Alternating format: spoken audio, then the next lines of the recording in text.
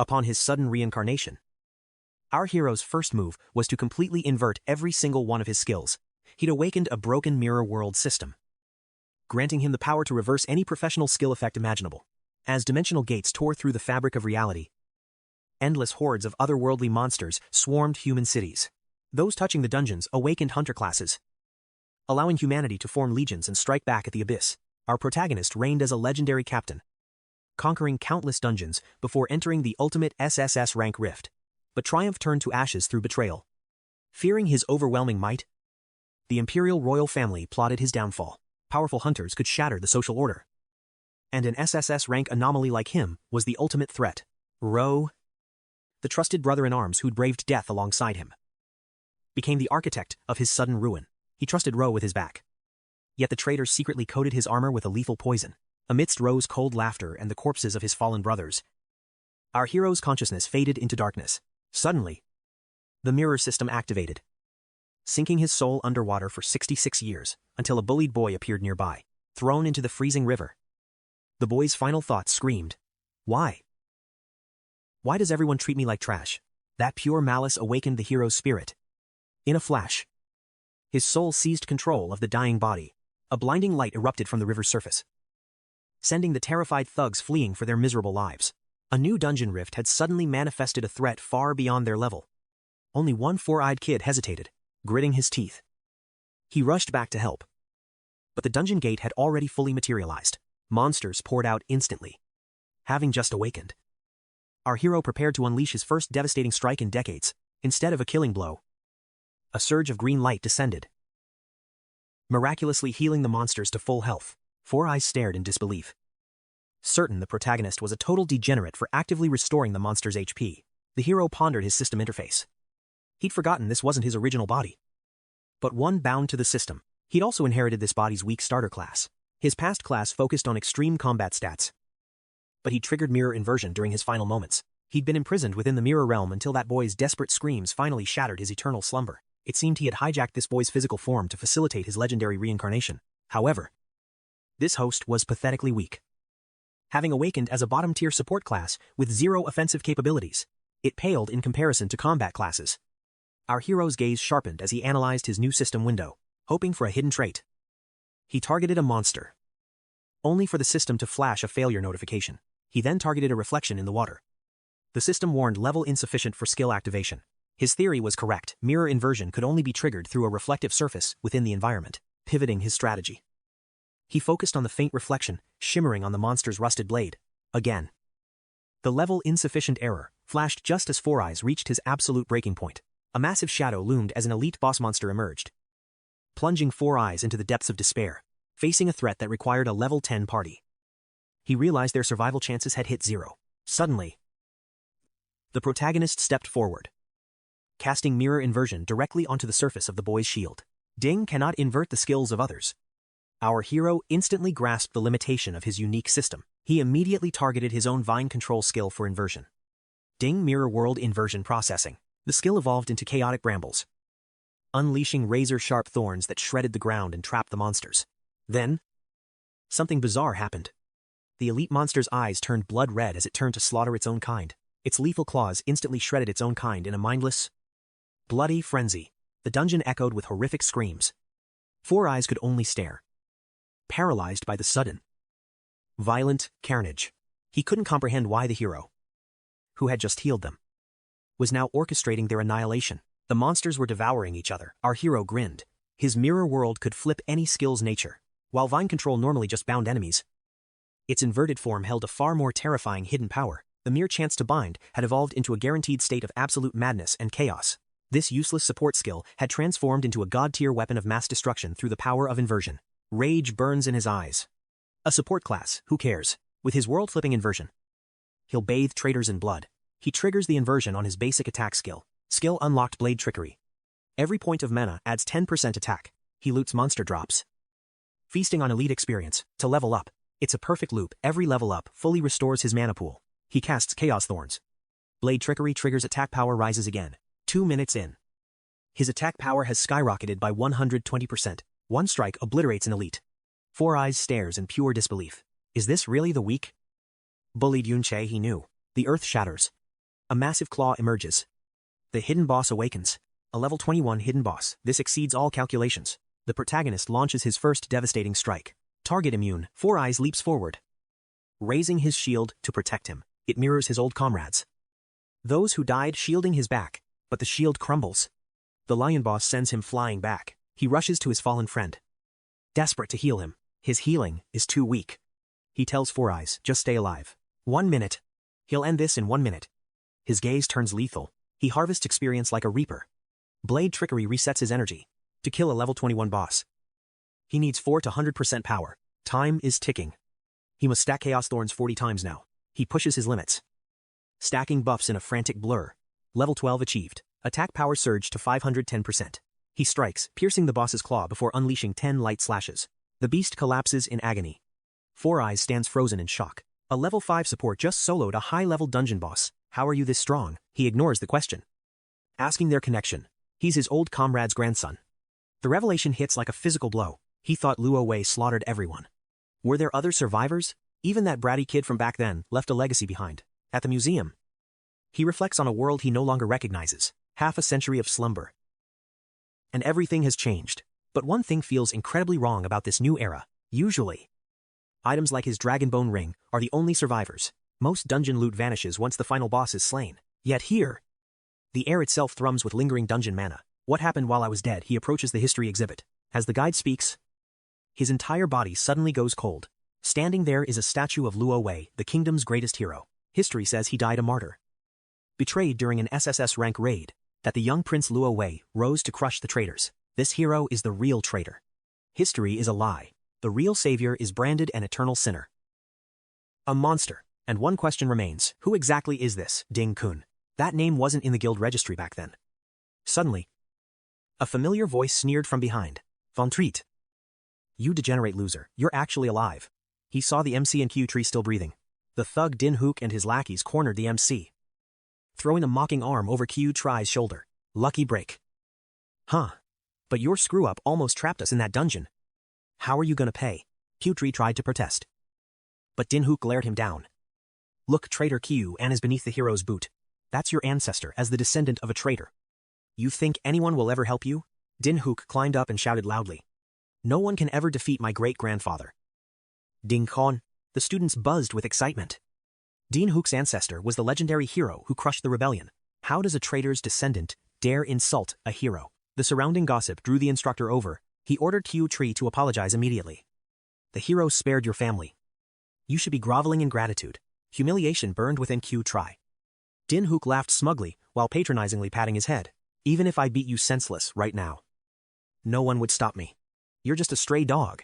As the punch flew toward 𝐂𝐸, a blur flashed forward. Asterisk, crack, asterisk. Caught completely off guard, 𝐷INHOOK went down and ate dirt in a pathetic heap. The MC stood there with ice-cold eyes. Does a hero's family not teach their brats any manners? The crowd was frozen in shock. Has Von Treat finally lost his mind today? Attacking a hero's descendant in public, a level 5 support shouldn't survive 𝐷INHOOK's retaliation. 𝐷INHOOK scrambled up fuming, signaling his goons. But to the MC, they moved like slow-motion slugs. The MC landed 1 punch per person. Within seconds, the entire squad was laid out unconscious. He saved the best for 𝐷INHOOK, raining down blows. 𝐷INHOOK triggered berserk for 25% extra attack. He couldn't believe a notorious degenerate was actually beating him senseless in front of everyone. Enraged, he gripped his flame mace weapon and swung it wildly at the MC. The MC sidestepped effortlessly, landing a devastating uppercut. Impossible, 𝐷INHOOK wheezed before blacking out. Only then did the instructor finally snap out of his shocked daze. Insolent brat. Insulting a hero wasn't enough. Now you assault his bloodline. He brandished his staff. The MC tapped his bone ring. Instantly, a purple phantom materialized. Pulsing with dark energy, the staff shattered against the phantom defense. The instructor's face paled as pure terror gripped him. What kind of gear could block a high-level strike? The MC spoke with calm authority. You claim to be fair, yet you only listen to that pampered brat's lies. Are you just a guild lapdog stung by the truth? The teacher stammered about a proper investigation. He was rattled, unable to gauge the power level of the MC's mysterious equipment, suspecting a powerful hidden backer. 𝐒𝐿𝐿. The MC checked the durability of his bone ring. This level 21 epic drop wouldn't hold against a level 35 hunter for long. Time to leave. Fine. consider us expelled. Without a second glance, he walked out with 𝐂𝐚𝐩𝐿. The crowd stood in disbelief. Was this really the same degenerate Van Triet they once knew, facing a teacher without a hint of fear? As they left, the MC's expression turned grim. 𝐂𝐚𝐩𝐿's ancestor was his old comrade, now branded a traitor like him. His allies' families were suffering. He turned to 𝐂𝐚𝐩𝐿, feigning a lack of history knowledge. Tell me, what's the official story? On hero 𝐷𝐚𝐻𝐭𝐚𝐢𝐧 eagerly began the history lesson. Legend says Din Khan was ambushed by the traitor Van Triet near an SSS-Rank dungeon. He crushed the rebellion and saved the city. That sword on the statue executed the traitor Van Triet. The MC clenched his fists until his knuckles turned white. Lies. He was the one who bled to save the city. That sword was his own stolen blade. Murderous intent surged in his veins. The first name on his revenge list was now locked in. Din Khan. I'll start the reckoning with you first. Outside the Ding estate. Guards prowl. One suddenly snaps his head around. Eyes sharp as a hawk, huddled in the shadows. George trembles, whispering they should bail before they're caught. The security is tight, even disguised. Ding Shu would sniff us out in a heartbeat. Rage burns in the main character's soul. He wants to end Ding Khan right now, but George warns he's locked in a high-tier hidden realm. No pass means no entry. Ding Shu must have the key. Why so much security for a mere descendant, he asks. They're just one of many descendants. Aren't they? George sighs. His voice heavy. They carry hero blood. Plus, they harbor a private hidden dungeon inside their manor. Van Triet freezes in shock. A private dungeon. Right under their roof. Yeah. The elite buy up low-tier gates. Without power. You can't even bid for one. Ding Shu levels up safely with elite guards while we scrap for crumbs. Normal students struggle in school dungeons while he feasts. It's rigged. He growls. The system is broken. Money and bloodlines dictate your max ranking in this world. George nods. Exactly. Most hunters peak at level 20 after graduation and stay there, without access to private gates. Their hidden stats remain frozen forever. Unless you land a government contract as a dungeon miner or ranger, maybe you'll hit level 30 by middle age if you don't die first. Even those family guards are level 30. They have the best resources available. To go higher, you need the military or the guilds. It's a closed circle. That's why a pass is everything.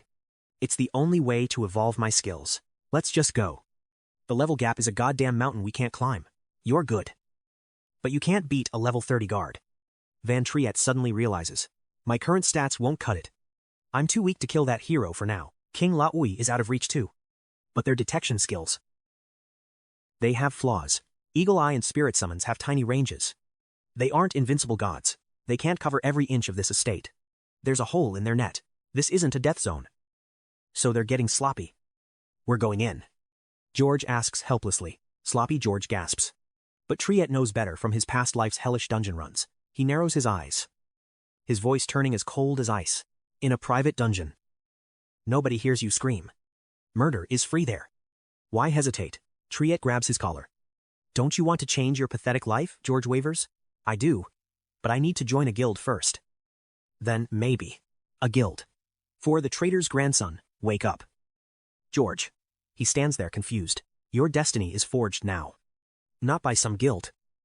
But by your actions today. I'm not passing up this dungeon. I'm taking what's mine. Are you in? Decide. Will your bloodline remain degenerates? Or will you rise with me? George trembles. Caught between soul-crushing fear and a spark of newfound hope, I can't let him commit suicide. He mutters. But Triet signals for silence. No spirit summons detected.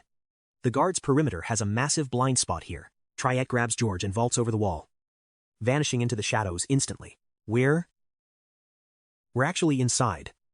George stares in disbelief at their successful infiltration. A violet rift shimmers before them. What is that glowing purple light? The underground dungeon. High tier.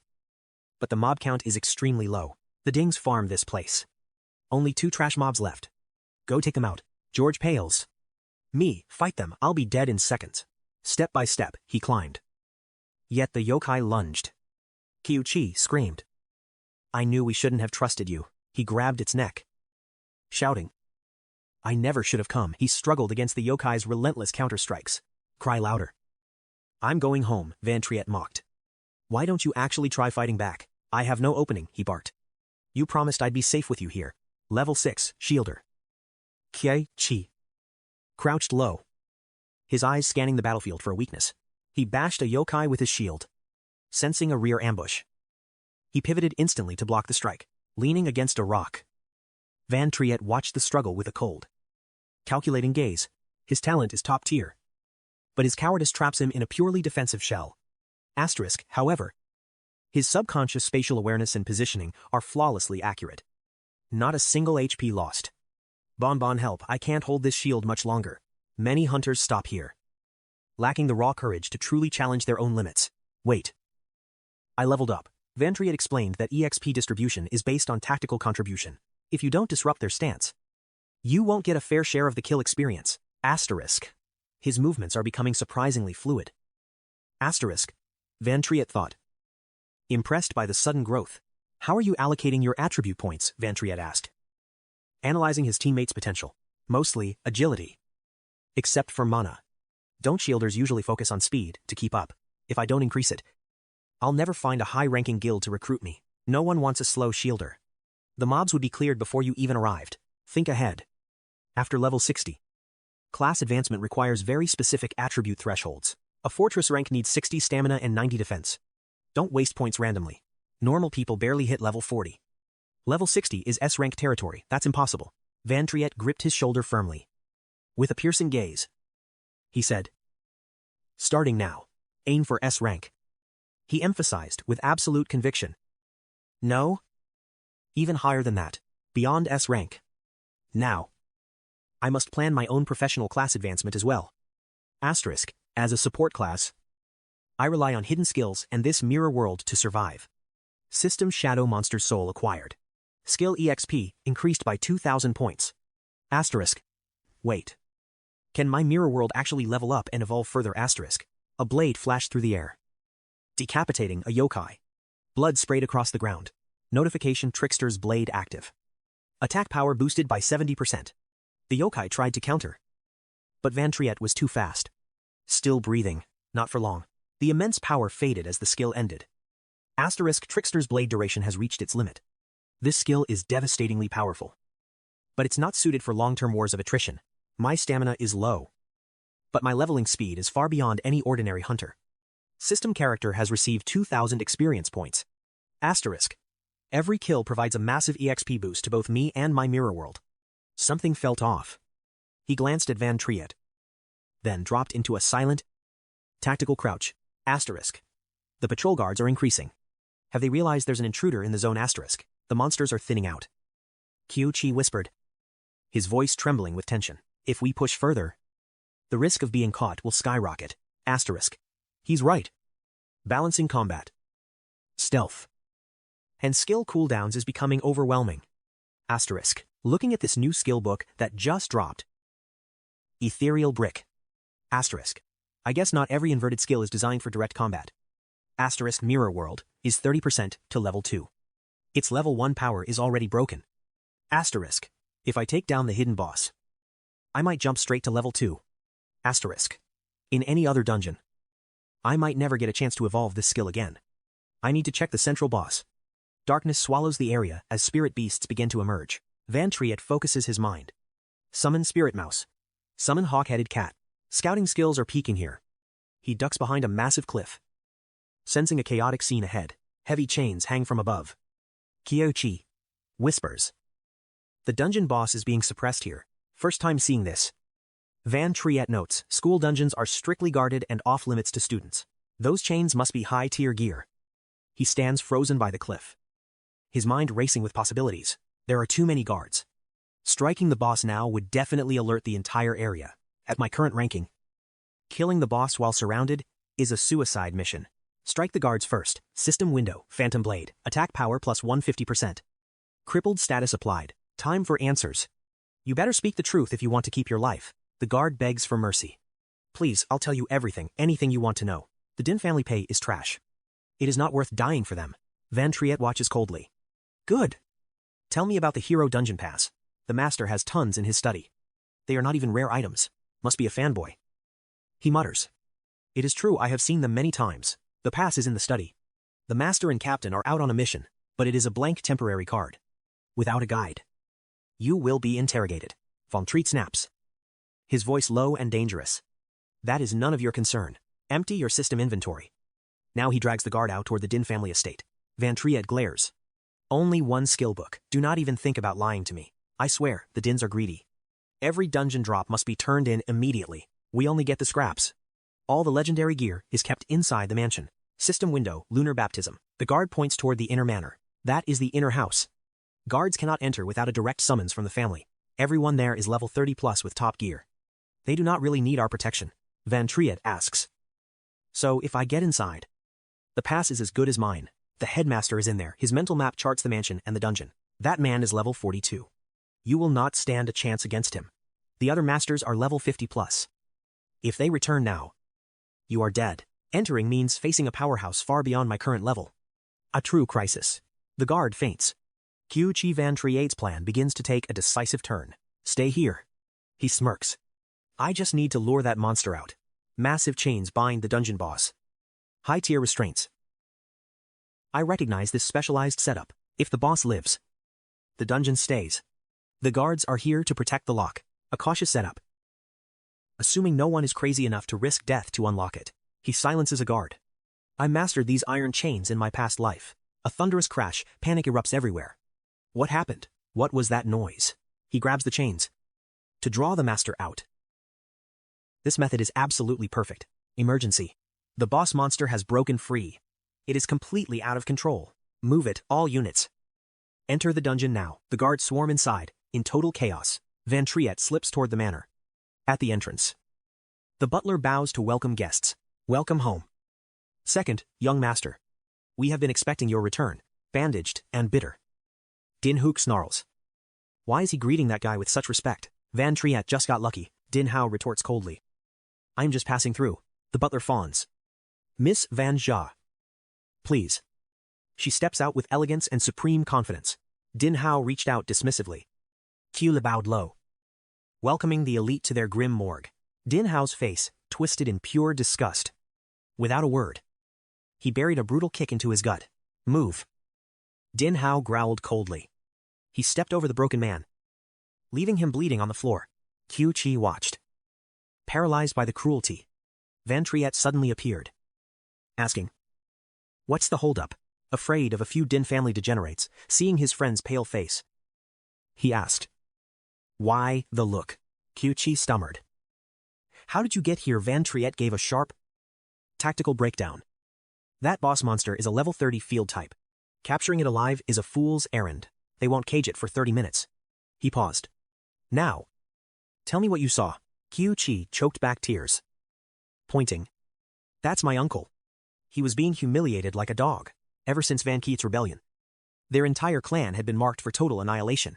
Yet, no family deserves to be crushed under the weight of such relentless public shame. Since that day, the Q family has been the Empire's favorite punching bag, under the shadow of the hero Din Khan. The systematic abuse had only grown more sadistic. They were reduced to house slaves, used as props to showcase the Din family's fake mercy. To survive, they had to crawl, begging for scraps while their pride was slowly flayed away. His parents tried to resist, his father went mad, and his uncle became their loyal hound. 𝐂𝐚𝐩𝐿 tightened his fist, trembling. Is entering this den of monsters really the right choice? Van Triet didn't hesitate. He stepped forward, eyes burning. We're going in right now. 𝐂𝐚𝐩𝐿 panicked. Din Hao's father is a level 42 hunter with legendary tier equipment inside. Van Triet stood tall, his aura radiating a terrifying 𝐂𝐚𝐩𝐬𝐿. In a world of gated dungeons, those who fear risk will never find the power to change. Hesitation is a slow poison. If you keep looking back, you'll never grasp the future. I can help you, but you must choose. I'm fighting. I won't force you to follow. 𝐂𝐚𝐩𝐿's face drained of color. But they're a great guild. They own this world. Can we truly defy them? Van Triet entered a low dash stance, his voice cold as ice. He vanished into a blur, his final words echoing. My target is the entire empire. He streaked toward the manor like a comet, leaving only a shockwave and swirling leaves behind. Inside, Din Hao sipped tea, wondering how the boss escaped. Van Sa ignored the suspicious question. She offered to visit another time, her tone polite but laced with hidden meaning. Din Hao groveled instantly. A mere dungeon boss is nothing compared to a lady like you. My father and uncle are returning to handle it. We have more than enough power here. I've even contacted the hero. He's eager to meet. Van Triet listened from the shadows. Hero Din Khon. To enter a hero tier dungeon. I'll need a pass and a high rank guide, looking at how they treat her. This woman's status must be off the charts. Her surname is Van. Just like mine. Coincidence? Regardless. I need that dungeon pass first. Van Saw glanced at the balcony, sensing a faint presence. Suddenly, two maids bustled in. Once the coast was clear, he slipped out of the darkness, eyes scanning for threats, masking his face. Van Triet's sharp eyes scanned the room as he slipped through the door. Golden sunlight bathed the private library, illuminating rows of ancient scrolls and hidden knowledge. Outside, 𝐷𝐚𝐻𝐽𝐻 finally suppressed the boss. The beast roared as the chains tightened. This wasn't a random escape. Someone released it. But who would risk death for gear? Surround the manor, he barked. Search every corner. Nobody gets in or out. Don't disturb our guest. He added. Inside, Van Triet frantically searched the shelves for the item. Nothing. Where are the hidden stats? Suddenly, his hand glowed as a system window flashed. Skill-activated void phasing. You can dematerialize objects for 4 seconds. The hunt begins, opening the drawer. A dusty yellow diary appears out of nowhere. Van Triet picks it up, his eyes widening in shock. A journal. High-tier skill books. Light of deceleration slows enemies within 20 meters. Perfect for priests. Chaos at the main gate. 𝐂𝐚𝐻𝐻. Watching guards swarm the area. Have they already been discovered? It is too dangerous. Guards are closing in. We must escape, now. A mother clings to her child amidst ruins as civilians flee in terror. The Ding clan is slaughtering everyone. He clenches fist, debating a retreat. Save himself. Or listen to Van Triet's words echoing in his mind. Make your own choice. 𝐂𝐚𝐻𝐻 decides and lets out a scream. That cry alerts the guards, signaling the rest of the squad. 𝐂𝐚𝐻𝐻 runs, drawing fire. Van Triet. Stay hidden. I'll be the bait. Beneath the mask, a cold smirk forms on his face. He finally chose to fight. I have the loot.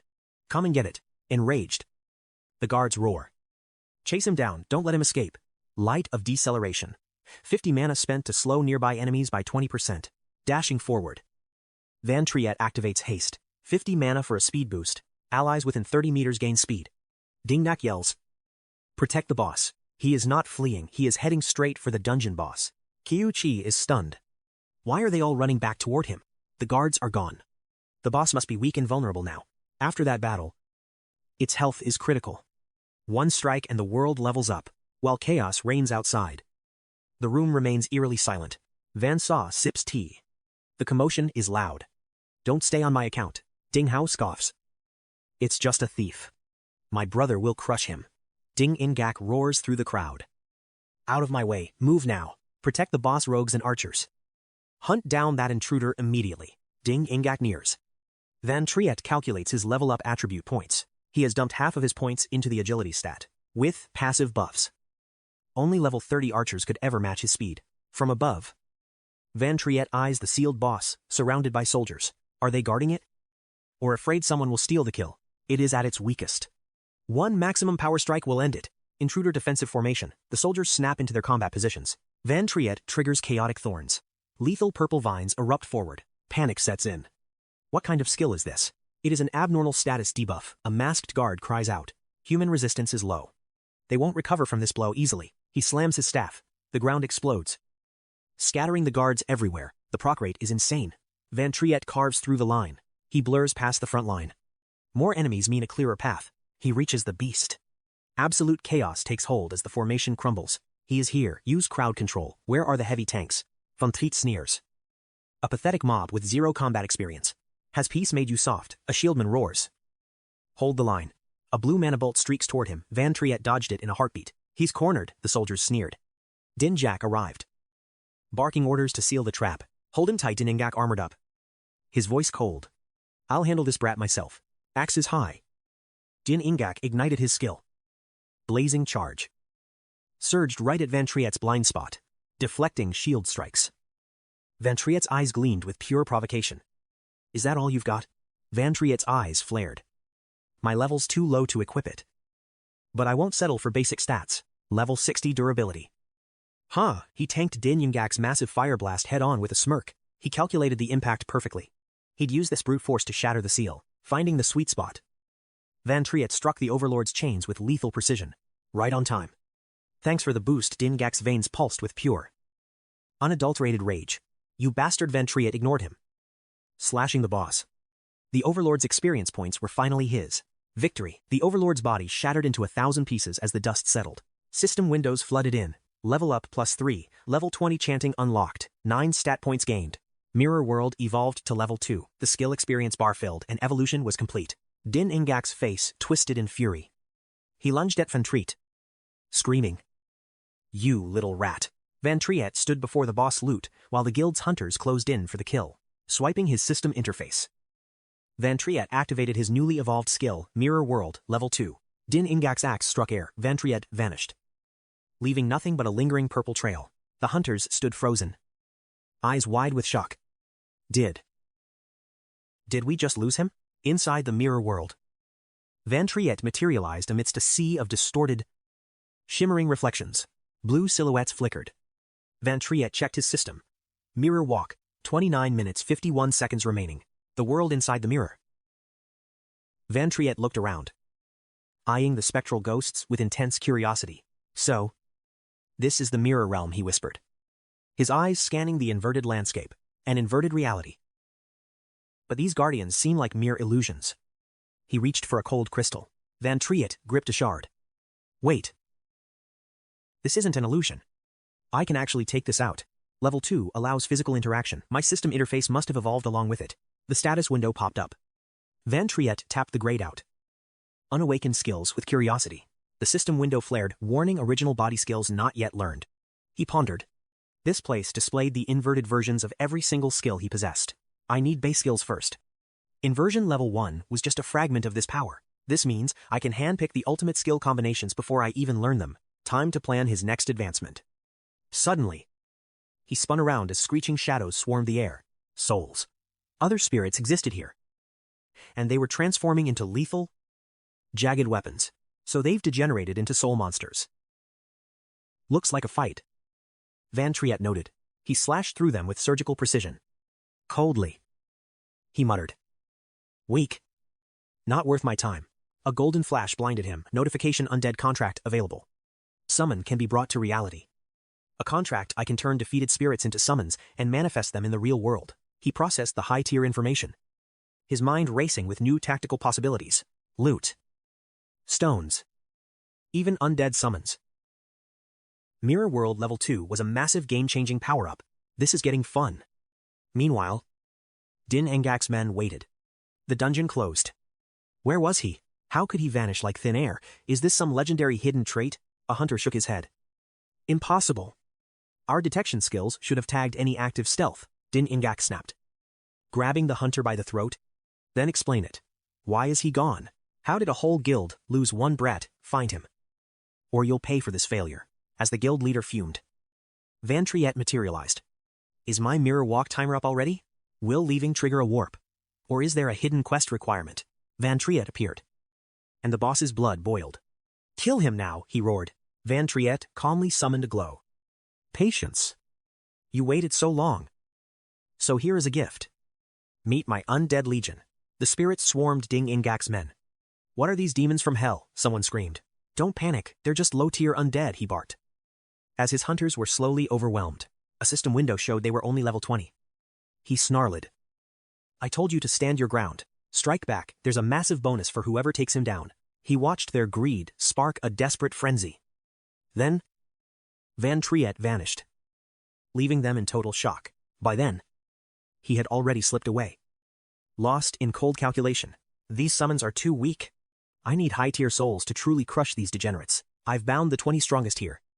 But this mirror world realm has its limits. Inside the mirror, I can only operate within a 200-meter radius. I must scout new zones within the mirror to find elite-tier undead for my army. Suddenly, Van Triet saw 𝐂𝐚𝐩𝐿 being brutalized. He was being hoisted up and interrogated. Think you can hide? There's a fat bounty on your head. And I'm cashing in. In a flash, he dove down and grabbed 𝐂𝐚𝐩𝐿. Before anyone could react, they vanished into the shadows. Let's move. Time to head back and check our spoils of war. Armored hunters clashed with spectral beasts. With one decisive strike, a ghostly blue explosion cleared the battlefield. The system interface pinged, target neutralized. A voice grumbled nearby. These things aren't even strong. So why won't they stay dead? Ding-Hua sneered, his breath heavy with arrogance as he watched the chaos unfold. They're just summons. They need mana to regenerate.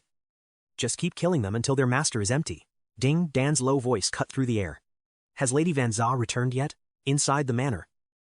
Ding Can bowed in shame. Forgive me, Father. I couldn't stop her. The intruder was reckless. He didn't just escape. He caused a scene and mocked us. He even shattered the windows. Ding Dan's brow furrowed. He actually infiltrated my inner sanctum. You let him escape without even seeing his face. Pathetic. He bowed low in deep regret. But Lady Van X has agreed to enter the heroic secret realm. At least the alliance with the A family is still secure for now. Find that rat and send him to hell. Check if anything else was stolen. Elsewhere. Van Triet examined a rare entry pass to the mysterious hidden territory. He stared at the card. I have the permit. But I still need a guide for the heroic realm. No rush. Though. My raid on the Ding estate pushed me to level 20. The Chimera ring is trashed. But I scored a dozen rare skill books from his vault. Van Triet opened a magic tome. Sensing a powerful new support trait awakening. Skill learned War Song. Costs 40 mana. Drastically boosts critical hits while reducing defense for 60 seconds. He plotted his next move. These skills would perfectly supplement his growing hidden stats. Shield Song learned. Costs 40 mana. It trades critical damage for a massive 30% defense boost. I'll crush anyone at my rank. Passive skill activated. Permanent strength +3. The system interface flashed, updating his stats as he prepared for the next evolution. He inspected the corrupt knight armor, a rare drop he'd scavenged from the previous lord. Most importantly, my mirror world has finally leveled up to level 2. My summoned army is growing stronger. But it's still not enough to reach the top, judging by that statue. The hero is likely an S-rank berserker class. I need a high-tier contract and must reach level 50 to take him down. Watching Van Triet sit in silence, Qiuqi trembled. Van Triet. Did those hunters lose our trail? A sinister smirk played on his lips. Relax. We shook them off, and our faces remained hidden. Van Triet tried to calm him. But Qiuqi's heart raced. You still feel that ominous pressure. He is just a kid after all. Qiuqi. Is there a realm where a legendary master died? He gasped. A graveyard for the strong, yes. I need a high-tier zone for a massive power-up. Qiuqi fell into deep thought before finally speaking with a heavy, cautious tone. Well, there is one such legendary site. His eyes flickered with a visible, nervous hesitation. But that is a restricted school dungeon. There is no way for us to sneak inside undetected. A school-locked realm, fine. I will just have to use some special, system-defying methods then. 𝐂𝐚𝐲 stared at the purple rare skill book. Stunned. Is this for me a vagabond skill? He coughed awkwardly. Realizing this kid Van Triet must have a powerful secret backer, he spoke slowly. The school realm is strictly guarded. I cannot just open the back door for you. Only graduates enter this dungeon. Underclassmen usually lack the high stats required to survive the monsters. However, for an elite talent like you, a teacher's special recommendation might grant you access. I will exert all my influence to secure that exclusive spot for you in the expedition. Meanwhile, inside the gate, students buzzed. This is a once-in-a-lifetime grind. I must farm every mob. His teammate grinned. Without the hero's legacy blessing, we would never have been granted this entry. They cheered for the hero. But Van Triet's senses tingled. Something about this dungeon feels wrong. 𝐂𝐚𝐲 continued the lecture. This is the hero sanctuary, a sacred gift to our prestigious academy. Legend says a great warrior fought here. His hidden stats and dropped items may still remain, while the others cheered. Qiuqi stood trembling in the corner, his face turning deathly pale. This sanctuary was actually the execution ground where the legendary hero struck down the traitor Qiu-an. He glanced at Van Triet, his heart pounding.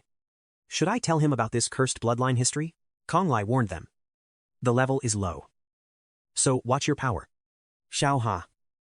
Guide the group. Hearing his assignment, Xiao-Ha gritted his teeth. How can I level up while babysitting these degenerates? 𝐂𝐚𝐲 ignored the whining. The portal is active. Stop complaining and enter the dungeon now. Juniors are coming too. What a pain. Now I have to carry 2 extra bags of trash. Stay behind me and do not cause trouble. If you die, do not expect me to save you. Stepping through, Van Triet felt the mana. Level 20 to 40. Why does this feel so deadly? Darkness swallowed the area, mana swirling like a storm inside the depths of the hero's sanctuary. Suddenly, the crowd began to whisper. Is that Van Yin? Why are the elite sisters here? Xiao-Ha stared at them, drooling. Look, even the top-tier beauties have joined this dangerous raid. If those girls joined my party, it would be a dream. I would have all the motivation. He continued to fantasize. His eyes filled with greed as he watched the two girls approach. Wang Lin snapped. Dream on. They are level 30 plus. They are here to lead us. Idiot. That reality check instantly crushed his mood. Fine. Whatever. I was just joking around anyway. Despite his words, Xiaoha could not stop staring. He froze as the two girls walked closer. Van saw. Wait. He stuttered. But they walked past him without a single glance of acknowledgement. Van Triet watched in silence as the distance between him and the girl closed rapidly. That girl from the Ding family. She has a high rank. Why is she targeting me now? Does she want revenge for Dinghu, suddenly? Van Yin's sweet, melodic voice reached his ears. I saw you at the memorial yesterday. Your skills were impressive. And your voice is quite distinct. Her sharp eyes sparkled with intelligence.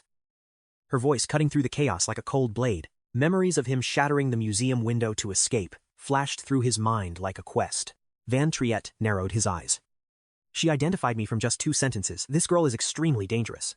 Van Am quickly changes her look, dropping a seductive parting word before vanishing. Van Sa swaps her gear too. We're exploring first. Their behavior is strange. He realizes it now. They know his secret but chose this indirect warning. Are they warning me Dinghu might recognize our voices at any moment? With my insane leveling speed, I won't have to worry for long. They showed goodwill. So, I'll return the favor. Van Triet's voice drops low. Stay sharp. This realm feels dangerous. Van Sa pause, sensing something odd.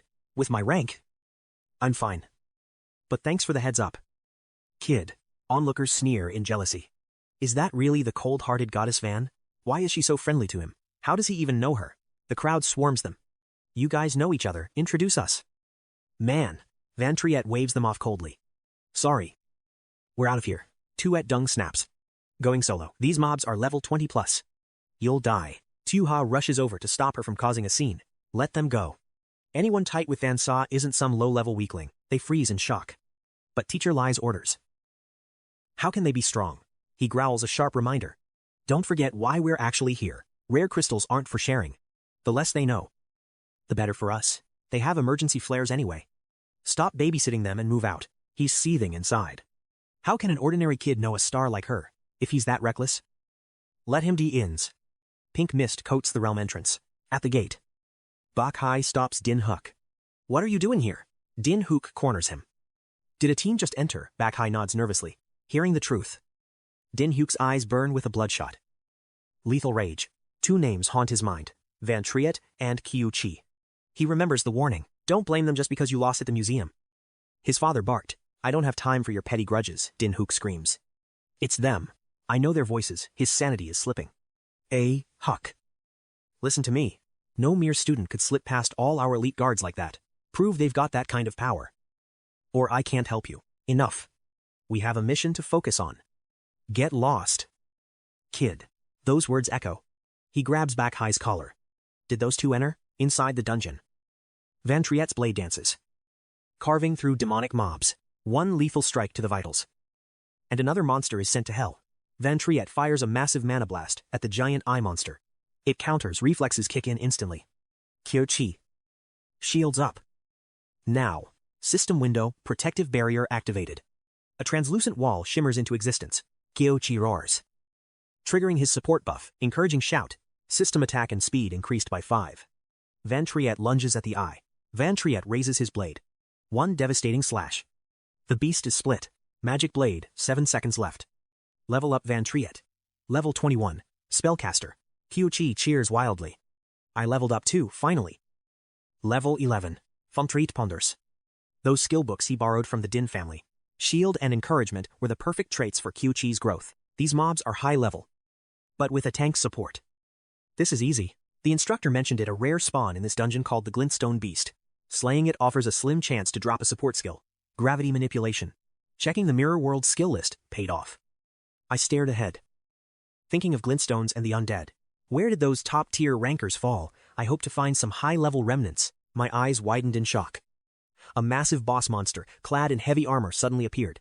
I froze in realization. Is this location where we're standing actually the Star Pillar Valley? Looking down from the precipice, I wondered why so many elite-tier glintstones were gathering here. They've migrated over 1,000 meters. Far beyond their programmed monster activity zones. Are they wanderers?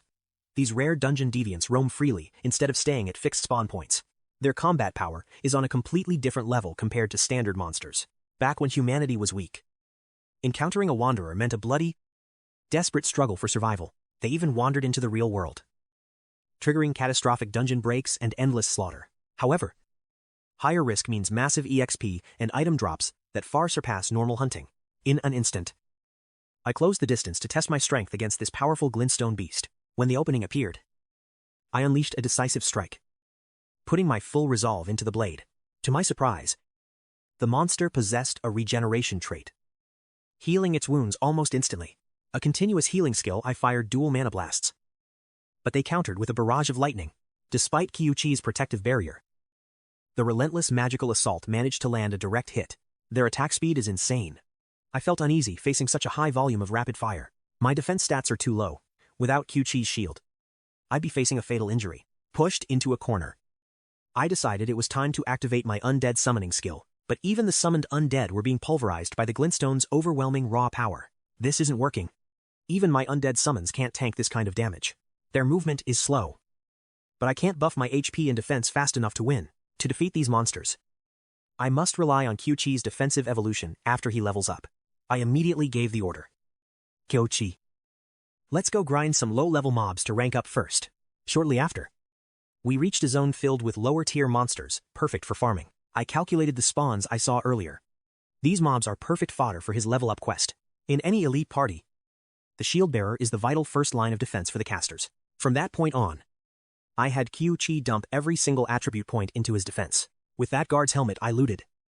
He finally has the core stats of a professional tanker. He's now capable of successfully blocking heavy physical attacks from monsters up to level 20. Noticing a flaw in his form, I corrected. Lower your center of gravity and stand firm. He adjusted instantly, slamming his shield forward and delivering a heavy blow to the monster. He was thrilled to see the shield's durability was holding up much better than before.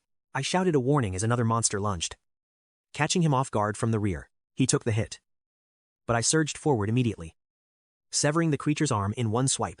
I warned him sternly, always stay alert. Keep your movements tight to react to the next strike. Stay vigilant, but keep your body relaxed. Only tense up at the exact moment of impact. I patted his shoulder. I'm behind you. As a tanker, you must always track your allies. 𝐂𝐚𝐩𝐿 nodded with newfound understanding, a confident smile spreading across his face. As we parried together, I reminded him, when power levels are close, technique dictates the victor. Finally, the two of us completely wiped out the entire horde of elite monsters. A notification flashed. Level up, name Yoon Triet. Class Incantator. Level 22. I looked at 𝐂𝐚𝐩𝐿 with pride. Now, he can finally face our enemies head-on. The shared experience points surged, flooding us with power. A wide grin broke across his face. Finally, I've reached level 15. Name 𝐂𝐚𝐩𝐿. Race human. Level 15. Class Shield Bearer. He clutched the shield armor skillbook, eyes gleaming. It was finally time to master it. Shield armor, a defensive skill that manifests a secondary layer of reinforced plating over the user's existing shield. He mastered the new skill instantly. Nearby, Van Triet remained deep in thought.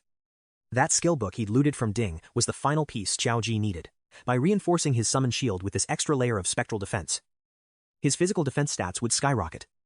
It would be more than enough to tank those elite-tier wandering monsters. High on the nearby ridge, Lai Li, Lion, and Zhuang Zheng watched with growing anxiety. Those monsters were a serious threat. Why are there so many elite-tier monsters here? Where did they spawn from? This is a death trap for students. We have to clear them out now. Lian's voice was tight with tension. We can manage standard level 30 mobs, but taking on these elite vagrants is a different story. Suddenly, a flare ignited across the canyon. A student distress signal. Zhuang Zheng surged forward, his face grim. We need to move. There are students trapped over there. We have to prioritize the rescue. But Lei En hesitated. If they left this area unguarded, roaming monsters might ambush unsuspecting students. Lei Li scanned the horizon and spoke firmly. I'll stay behind. We can't leave this flank exposed. Just in case. Zhuang Zheng nodded in agreement. All right. Old Bai stays. If anything happens, Before he could finish, Van Triet cut him off. Leave this to us. That distress signal means the other group is already facing vagrants. 2 professors won't be enough for a rescue. Zhuang Zhang looked skeptical. But Van Triet remained calm. These monsters have low agility stats. They haven't detected our presence yet. If we keep our distance and observe, we'll be perfectly safe. Trust me, just go. Professors. After a tense moment of hesitation, the 3 teachers decided to put their faith in his words. Fine. But these creatures are lethal. Do not engage. Stay hidden at all costs. If they spot you, you won't stand a chance at escaping. Van Triet smirked. You have it backwards. They're the ones who won't escape. Van Triet lunged from the shadows, blade flashing as he struck. Like I said, there's no escape for them. He pivoted mid-air, unleashing a concentrated burst of mana at the next target, lurking behind him. Zhao Ji deployed his shield armor instantly, using his summoned undead as a decoy. Van Triet blurred across the battlefield. The summon shattered under the pressure. But it bought enough time. Van Triet rained down a flurry of critical strikes on the monster. Tsk. The monster's physical resistance was insane. His blades barely scratched that thick. Reinforced, hide. Almost there. Spinning 360 degrees. He poured everything into one final strike. Bisecting the massive beast, silence fell as the dust cleared. The elite monster had been successfully neutralized, but he wasn't satisfied. 1 vagrant down. He was finally adjusting to this class. But he was still leagues behind his past life prime. He didn't stop, unleashing a whirlwind of devastating slashes into the heart of the approaching monster pack by layering his inversion skill with his attacks. His damage output reached terrifying levels, but my base support stats are still too low. I need a way to permanently boost my raw offensive power. Another kill. Another golden glow. Level up. His theory about fast-tracking his growth was proving correct. These rare elite-tier monsters were absolute gold mines for experience points. A system window flashed, collect loot. Van Triet approached the remains, his eyes widening as he saw the drop. An offensive weapon, it was a crystal blade, boasting a massive 552 attack power bonus. Perfect. This was exactly the boost his base stats needed. The real hunt begins now. Still, he frowned. The gravity pull skill book he wanted hadn't dropped. The RNG in this zone was brutal. If only I could get a bit more lucky. Maybe a few more vagrants. Suddenly, a crimson light pierced the sky. Wait. That's the same location as before, but this wasn't a student flare. That specific red hue was a Priority 1 emergency signal reserved for the faculty. Back at the scene, Zhuang Zhang was drenched in sweat, his shield trembling under the relentless onslaught. How are there so many of them? They were completely surrounded by a massive horde of colossal vagrant monsters. They were pinned down in a narrow cliff crevice. Just then, Van Sa and her squad arrived on the ridge above. Look at that swarm. What on earth happened down there to draw this many? A dark-haired man with a hawk-like nose stepped forward. I'm not sure. We just followed the signal to provide backup. He gestured toward the far side. The signal came from that cave. They're trapped inside. The survivors are barely holding on. We need reinforcements. But the monster swarm is endless. Terrified, the instructors begged for Yun Sa's divine intervention. Just another day at the office. She smirked, channeling her mana into a powerful spell. Secret art, celestial play. Brilliant starlight instantly flooded the dark cavern. System alert spirit increased by 2. Attack power boosted by 20%. An epic tier skill. The crowd roared as gravity pressure forced the monsters to their knees. Yun Am struck from the shadows, eliminating the stragglers with his hidden blade. Incredible. With this kind of power, the rescue mission was finally possible. Yun Che watched from above. Their gear and skills were undoubtedly top-tier rankings. They can handle this. But what's drawing so many monsters to this specific location? He turned to George. Stay with them. I'm going in for a look. Activating Mirror Walk, Yun Che slipped into the reflection to scout the area unseen, standing atop a crystal. He calculated his moves. This entire world is a mirror. He recalled his previous experience with this unique awakening skill. The exit mechanism is still a mystery. After the Ding family incident, I couldn't re-enter. Humans cast shadows here, but monsters don't. They aren't truly alive in this space. Yet, their physical bodies clearly exist in the real world. Is everything in this mirror dimension intangible? He ventured deeper into the abyss. He spotted a familiar face, Xiao Xie. They're acting as bait to gather the swarm. The narrow terrain protects them for now. But their luck won't last forever. What could be hidden inside to attract such a massive monster horde? An eerie blue glow beckoned. These crystals are distorting my sense of direction. Suddenly, he froze. No way. Is that what I think it is? He touched the jagged stone. Specialized mirror crystal ore. So, that's their goal. These are rare drops, found only in the most dangerous hidden realms. Life-class hunters could use these to craft legendary tier accessories and gear. This vein is worth a fortune. As his fingers brushed the surface, system alert mirror crystal ore detected. Collection initiated. Items can be extracted. Take them back to reality. Yun-Che stared at the system window. Stunned, he placed his hand on a massive cluster. Could it be? A smirk crossed his face. Any mirror surface acts as a gateway back to the real world. He began harvesting the loot. This skill has hidden traits I've yet to master. With his inventory full, he pressed onward. The investigation wasn't over yet. He entered a narrow passage. The concentration of ore here is absolutely insane. Clearing this mine would turn a degenerate into a billionaire overnight. This is why the monsters are frenzied. Meanwhile, Yun-Sa unleashed another gravity pressure. Yun-Am's twin blades danced, shattering the massive boulders, blocking the path. Celestial rain. The onlookers gasped, are all their skills, epic tier. Their destructive output far exceeds even the veteran guild hunters. A devastating crescent slash tore through the wall. The barrier finally crumbled. We're saved, the prisoners cried. I really thought we were dead meat. Stay sharp. Yun-Am warned. We're low on mana and still need to escape. Yun-Sa adjusted her hat with a confident grin. The hard part is over, but she suddenly froze. Her golden eyes flared with alarm. Yun-Am turned deathly pale. A tide of monsters is swarming toward them like ants. Everyone is screaming in pure terror. Is every single wanderer in this hidden realm converging on this one spot, inside the mirror world? Phantom slashes suddenly erupt, shattering the blue crystals hidden behind the jagged rocks. The labyrinth crumbles as glass shards rain down. Suddenly, Ventriet's eyes widen. He's found it. He looks up to see a massive, radiant crystal pulsating with an otherworldly glow. Ventriet stares intensely. Could this be the ultimate secret hidden within this realm? If ordinary minerals are common loot, then this core is the dungeon's only true hidden treasure. A hidden treasure is the concentrated essence of the realm, nurtured over an unknown eternity. Most hunters never see one in their lifetime. Each treasure grants a unique, godlike power. Mirror Soul Core. Rank null. Type hidden treasure. Unique item. Ventriet smirks. It boosts base stats while granting massive elemental damage reduction. That HP boost is insane.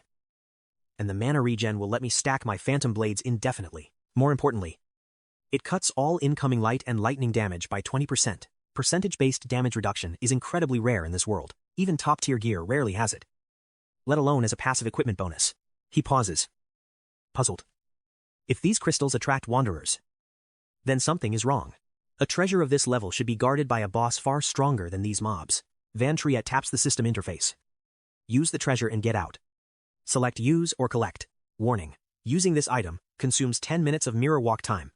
Do you proceed? Outside, the party is trembling, drenched in cold sweat. Van Sa and Van Am watch in horror. The earth splits as a mountain of flesh emerges from behind the monster swarm. It's a wanderer lord, a hidden boss that exists independently from the dungeon's main ruler. Its power dwarfs a standard lord. No student or teacher here can hope to match it. Panic turns to rage. These lords shouldn't appear in a mid-tier dungeon like this. We're all going to die. Van Sa's lips tremble before she finally finds her voice. She screams at the top of her lungs. Stay calm, we must cooperate to escape, pointing toward the canyon. She yells. There, that's our only way out of this valley. Once we clear the valley, we're safe. She activates her astral travel technique. Don't hold back, give it everything you've got and break through that line. Trang Chin unleashes his power in agreement. We have to get these students out, donning his heavy armor. He charges. I'll take point, rotate positions, and strike. Explosions rock the valley as black smoke chokes the sky. Healers scramble to support the front line as the tiny group battles the Titan. The Wanderers aren't just fodder, they're launching a brutal, coordinated counterattack. Hold the line, suddenly. The Wanderer Lord lets out a deafening rallying cry. The monsters instantly halt, turning as one to obey their lord's command. Thousands more pour in from the ridges. Where did they all come from? The Wanderer Lord's eyes ignite with a terrifying, crystalline aura. A massive magic circle appears. Monster HP. Attack and defense surge by 20%. The hunters gasp in horror. Their power. It's spiking. How is this possible? The damage is too high, we can't heal fast enough. A blast of light strikes a hunter. Help me, a student wails. The teacher. The teacher is dead. Van Sa pivots her strategy. Shield bearers to the front priests. Focus all healing on the tanks. She grits her teeth. They're exhausted. And the Lord hasn't even joined the fight yet. Suddenly, one of the survivors cries out, Damn it, there's no way through at this rate. He triggers ***, stealth ***. Vanishing past the front line, gritting his teeth. He mutters. Every man for himself. He bolts. Slipping past the massive feral beasts, Drang Qin throws out an arm. Shouting to the panicked crowd, wanderer classes. Don't follow him. Your ***, stealth ***, duration won't last until the exit. Mid-dash. His ***, invisibility, ***, flickers and dies. Exposing him right before the towering monsters.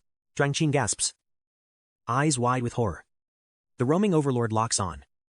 Jaws agape with gathering energy. A devastating beam erupts toward him. Someone screams. Look out, get down! Drang Qin watches in disbelief. The overlord's blast instantly vaporizes him into nothing but ash. Pure carnage. The swarm of feral beasts shows no sign of thinning, there's just too many. A survivor points trembling fingers ahead. The impact has triggered a massive canyon collapse. That firepower is insane. We're doomed, once more. The roaming overlord begins charging its deadly maw. He glances back. Face pale with pure, unadulterated dread. It's coming for us. We can't hold. Suddenly, Sa Yin and Sa Van surge forward. They slam their shields down in unison ***. Colossus shield. ***. Mountain fortress. ***. Their defenses are legendary. Even the overlord's shockwave fails to budge their iron wall. Yunjia spins around, screaming.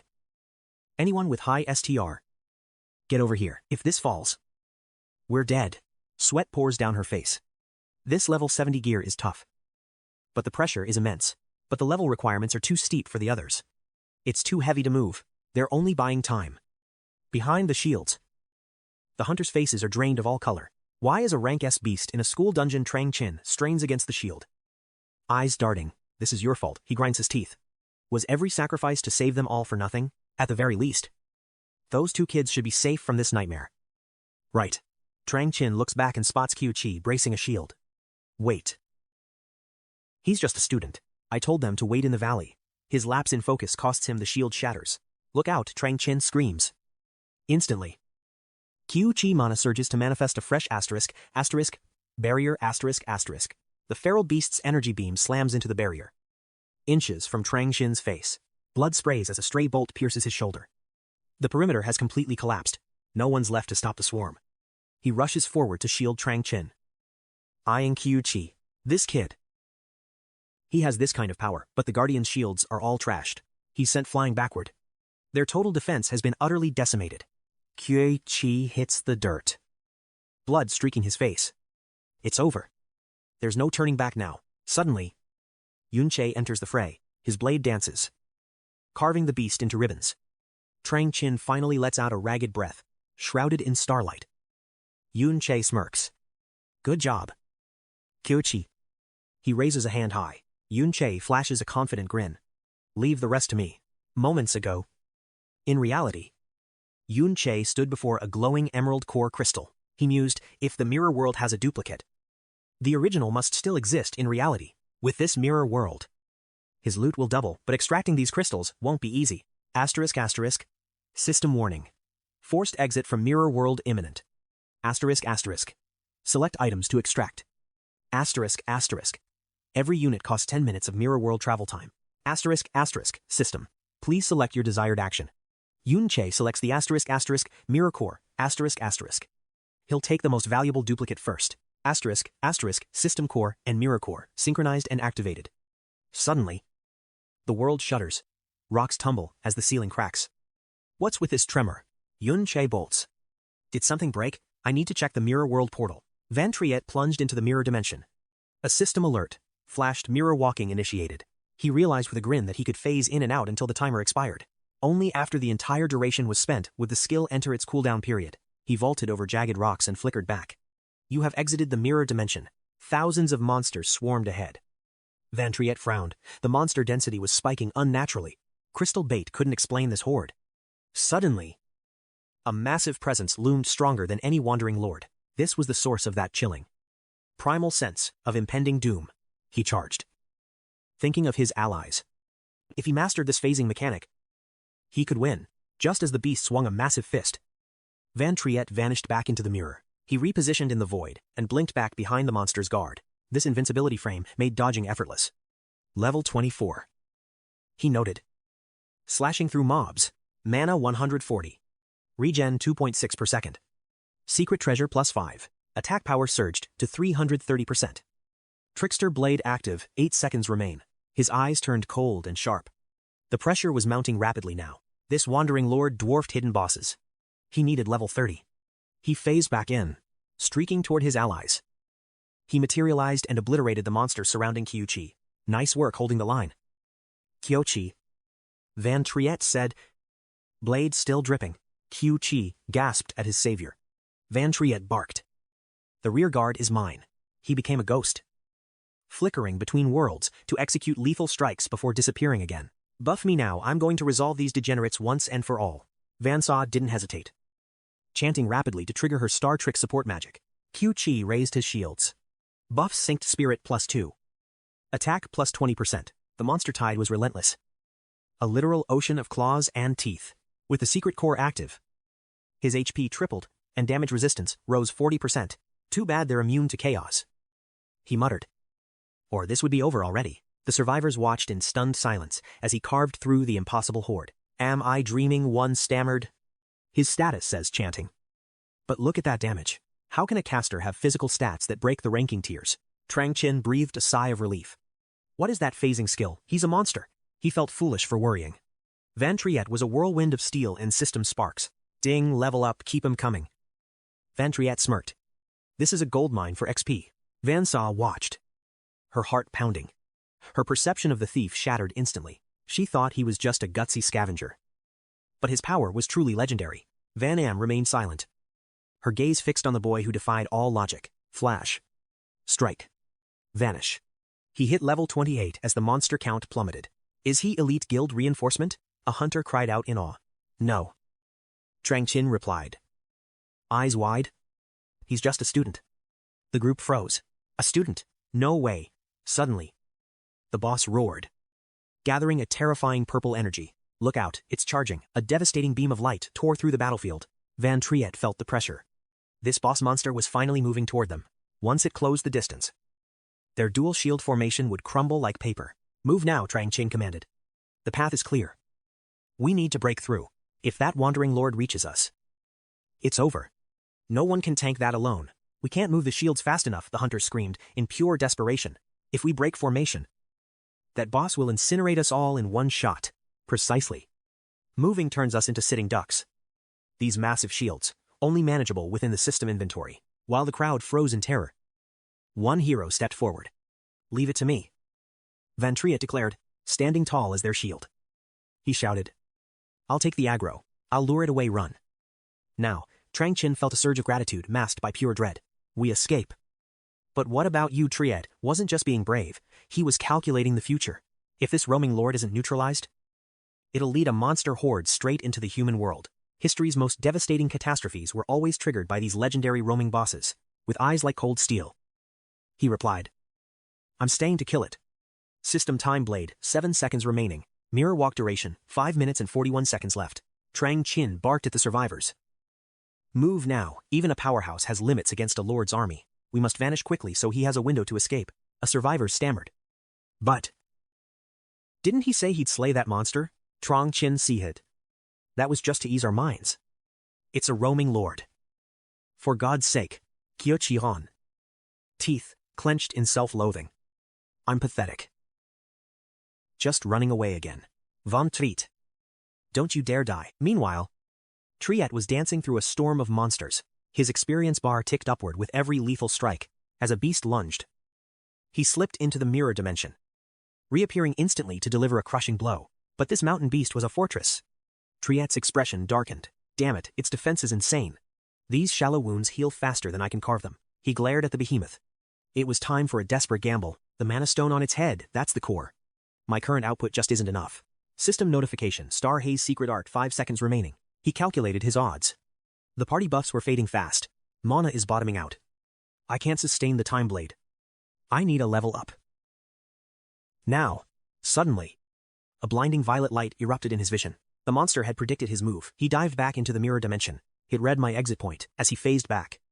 The beast's palm slammed down with tectonic force. System alert health, reduced by 50 points. He braced himself through the agonizing impact. It's a wide range. Multi-hit skill. I'm trapped. Mirror walk was draining. If I keep dodging, I'll be empty in seconds.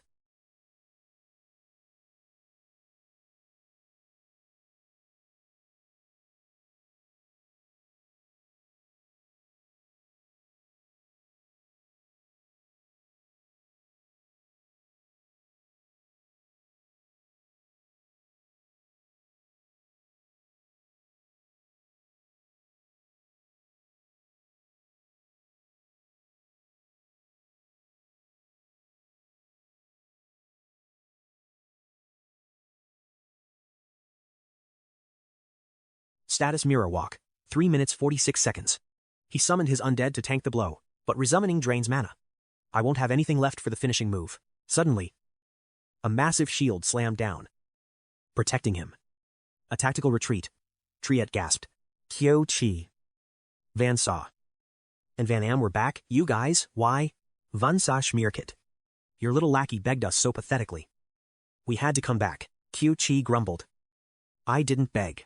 Besides, the mob counts are finally dropping. Triet gave a faint smile. Thanks. Van Saw warned.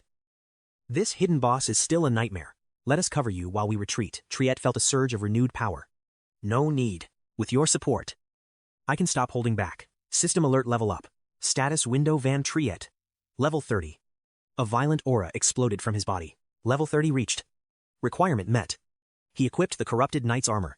Van Saw gasped. You're going for the head. At that height, it's impossible. Triet ignored her. Opening a skill book. The final piece of the puzzle is mine. Skill info gravitational pull lures targets closer. Skill evolution reverse gravity launches the user toward the target. Found it. This is it, my grapple skill. Buffing the phantom blade. He smirked. Relax. Everything is under my control. Van Triet reached toward the beast's massive skull, instantly activating his gravitational attraction skill. The skill yanked him forward, closing the gap until he reached the monster's exposed cranial core. Van Saw and Van Yin watched in shock as he unleashed a relentless flurry. The boss shrieked in agony. Suddenly, the monster erupted with a violent surge of chaotic mana. Alerts blared as his HP plummeted by 107. Ignoring the pain, he poured everything into the core. The crystal shattered, System Wandering Lord defeated. You have earned 5,000 experience points. New title Wandering Slayer. Dropped legendary skills, Golden Membrane, and Angel's Protection. The group stood frozen in awe. 𝐂𝐚𝐩𝐿 finally spoke. Van Triet. His strength is truly on another level. Van Saw whispered in disbelief. Did he really just solo a high-tier monster like that? Standing atop the corpse, he muttered. A legendary drop, I didn't expect that. 2 items dropped. But the dying beast lunged for a final strike, forcing Van Triet to dodge midair. Careful, those below screamed. The monster is collapsing. Van Triet. Get down from there. He sprinted down its back as a massive tremor shook the cave. The Wandering Lord crashed into the earth. As the dust settled, Van Triet's eyes caught something unusual in the shadows. Deep within the hollow mountain lay a hidden cave entrance, stretching into an endless, pitch-black void. Leaping for a better view, he found human remains. He landed on a crag, his gaze fixed upward. It seems an even deadlier Wandering Lord was born in this place long ago. This explained the brutal scars of war.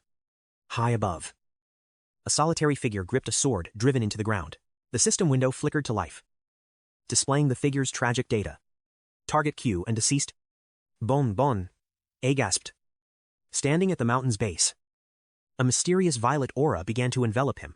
A faint light bathed 𝐂𝐚𝐻𝐻's remains, his tattered cloak still fluttering in the restless wind. Van Saw's eyes widened. Wait. Is that the legendary traitor? 𝐂𝐚𝐻𝐻. History says the hero Ding Kun slew him here. Yet he stands tall even in death. This doesn't make sense. Van Saw steadied her breath, her gaze turning sharp and analytical.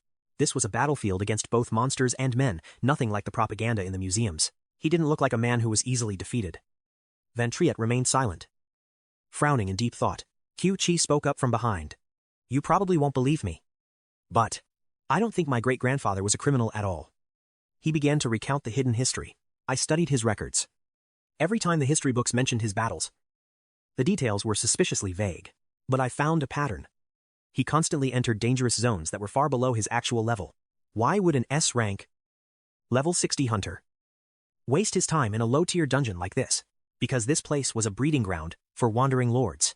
Those monsters are the root of cataclysms, capable of summoning entire dungeon armies into our world. Back then, the government lacked the military power to stop a full-scale dungeon break. They relied on powerful, secret hunters to cull the monsters before they could ever reach the surface. 𝐂𝐚𝐩𝐬's voice broke. My ancestor was one of them. He came here to stop the disaster alone. The group fell into a heavy silence, unable to find the words to respond, trembling with suppressed rage. He asked, "Do you think I'm just making this all up? Even my own family says I'm just looking for psychological comfort in old fairy tales." Van Triet placed a firm hand on his shoulder and smiled. "I believe you." The girls blushed at the gesture, while 𝐂𝐚𝐩𝐬 stared in utter shock at Van Triet's words. A gentle breeze tossed his hair. A man like that could never be the villain they claim. A memory of a confident boy flashed by. "I don't need a master, I'm a natural genius. I'll surpass you in no time. An old-timer like you should just hurry up and retire. Under a goblin raid." The kid wailed. "Master, save me." Once patched up, he snapped. "Who asked you next time?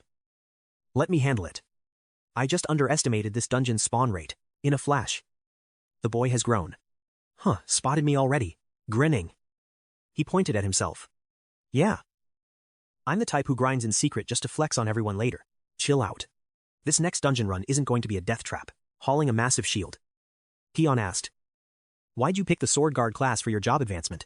The Sword Guard is considered the absolute weakest tier among all shield-bearing classes. He looked annoyed. "But isn't that just because you dumped all your points into raw STR and speed? You always charge in. No tank can keep up."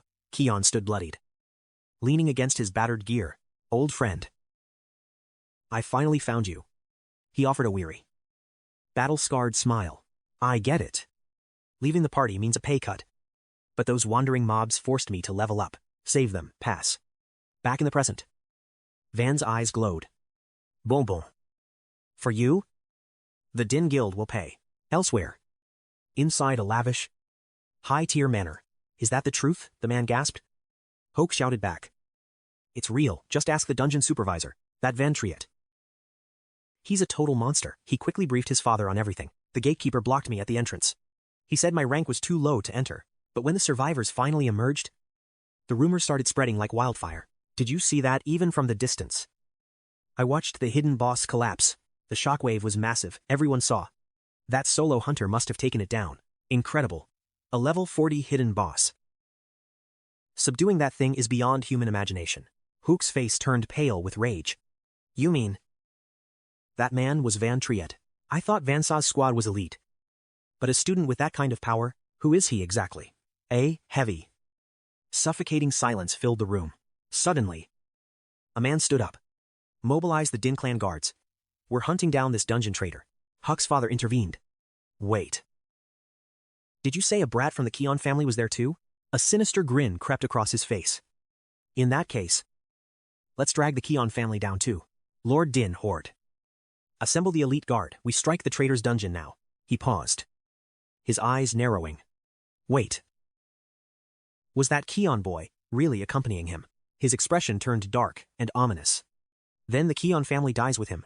Meanwhile, Van Triet summoned his system window. A golden barrier skillbook manifested. "Take this," Van said, tossing it over. "No level requirement. Learn it now." Sagaspid. "That's a legendary tier skill. You're just giving it away. It's for shield bearers. I can't use it. Besides, your ancestor mastered this exact skill." So schmirked. "I guess you aren't exactly hurting for OP skills yourself." "Huh." She shrugged. "My build is high tier. But next to you, it's complete trash. Between your stealth arts and that massive undead summon, you're a walking cheat code." Fon froze, her words triggering a sudden realization deep within his mind. The mirror world. Souls don't just vanish. They cross over. He stared at his hand in shock. Instantly, Van shifted into the mirror dimension. All his skills were fully refreshed. Mirror action active. Time remaining. 2959. It actually worked. Countless fragments swirled until a ghostly silhouette materialized. Bon bon. "Is that you, back in reality?" A girl tapped Sa's shoulder. "Sa. We need to move. The audience ritual starts soon." Sa seated, Things were just getting interesting here. She stood up from the cliffside.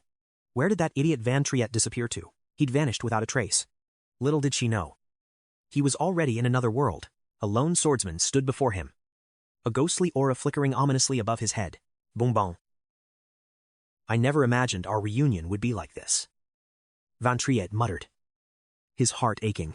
Shadows suddenly engulfed Bonbon, warping his gentle soul into a creature of pure, feral malice. There's no turning back for you now, he whispered as the dark corruption took hold. Van Triet leaped back, realizing his friend had become a vengeful wraith. He hesitated to strike.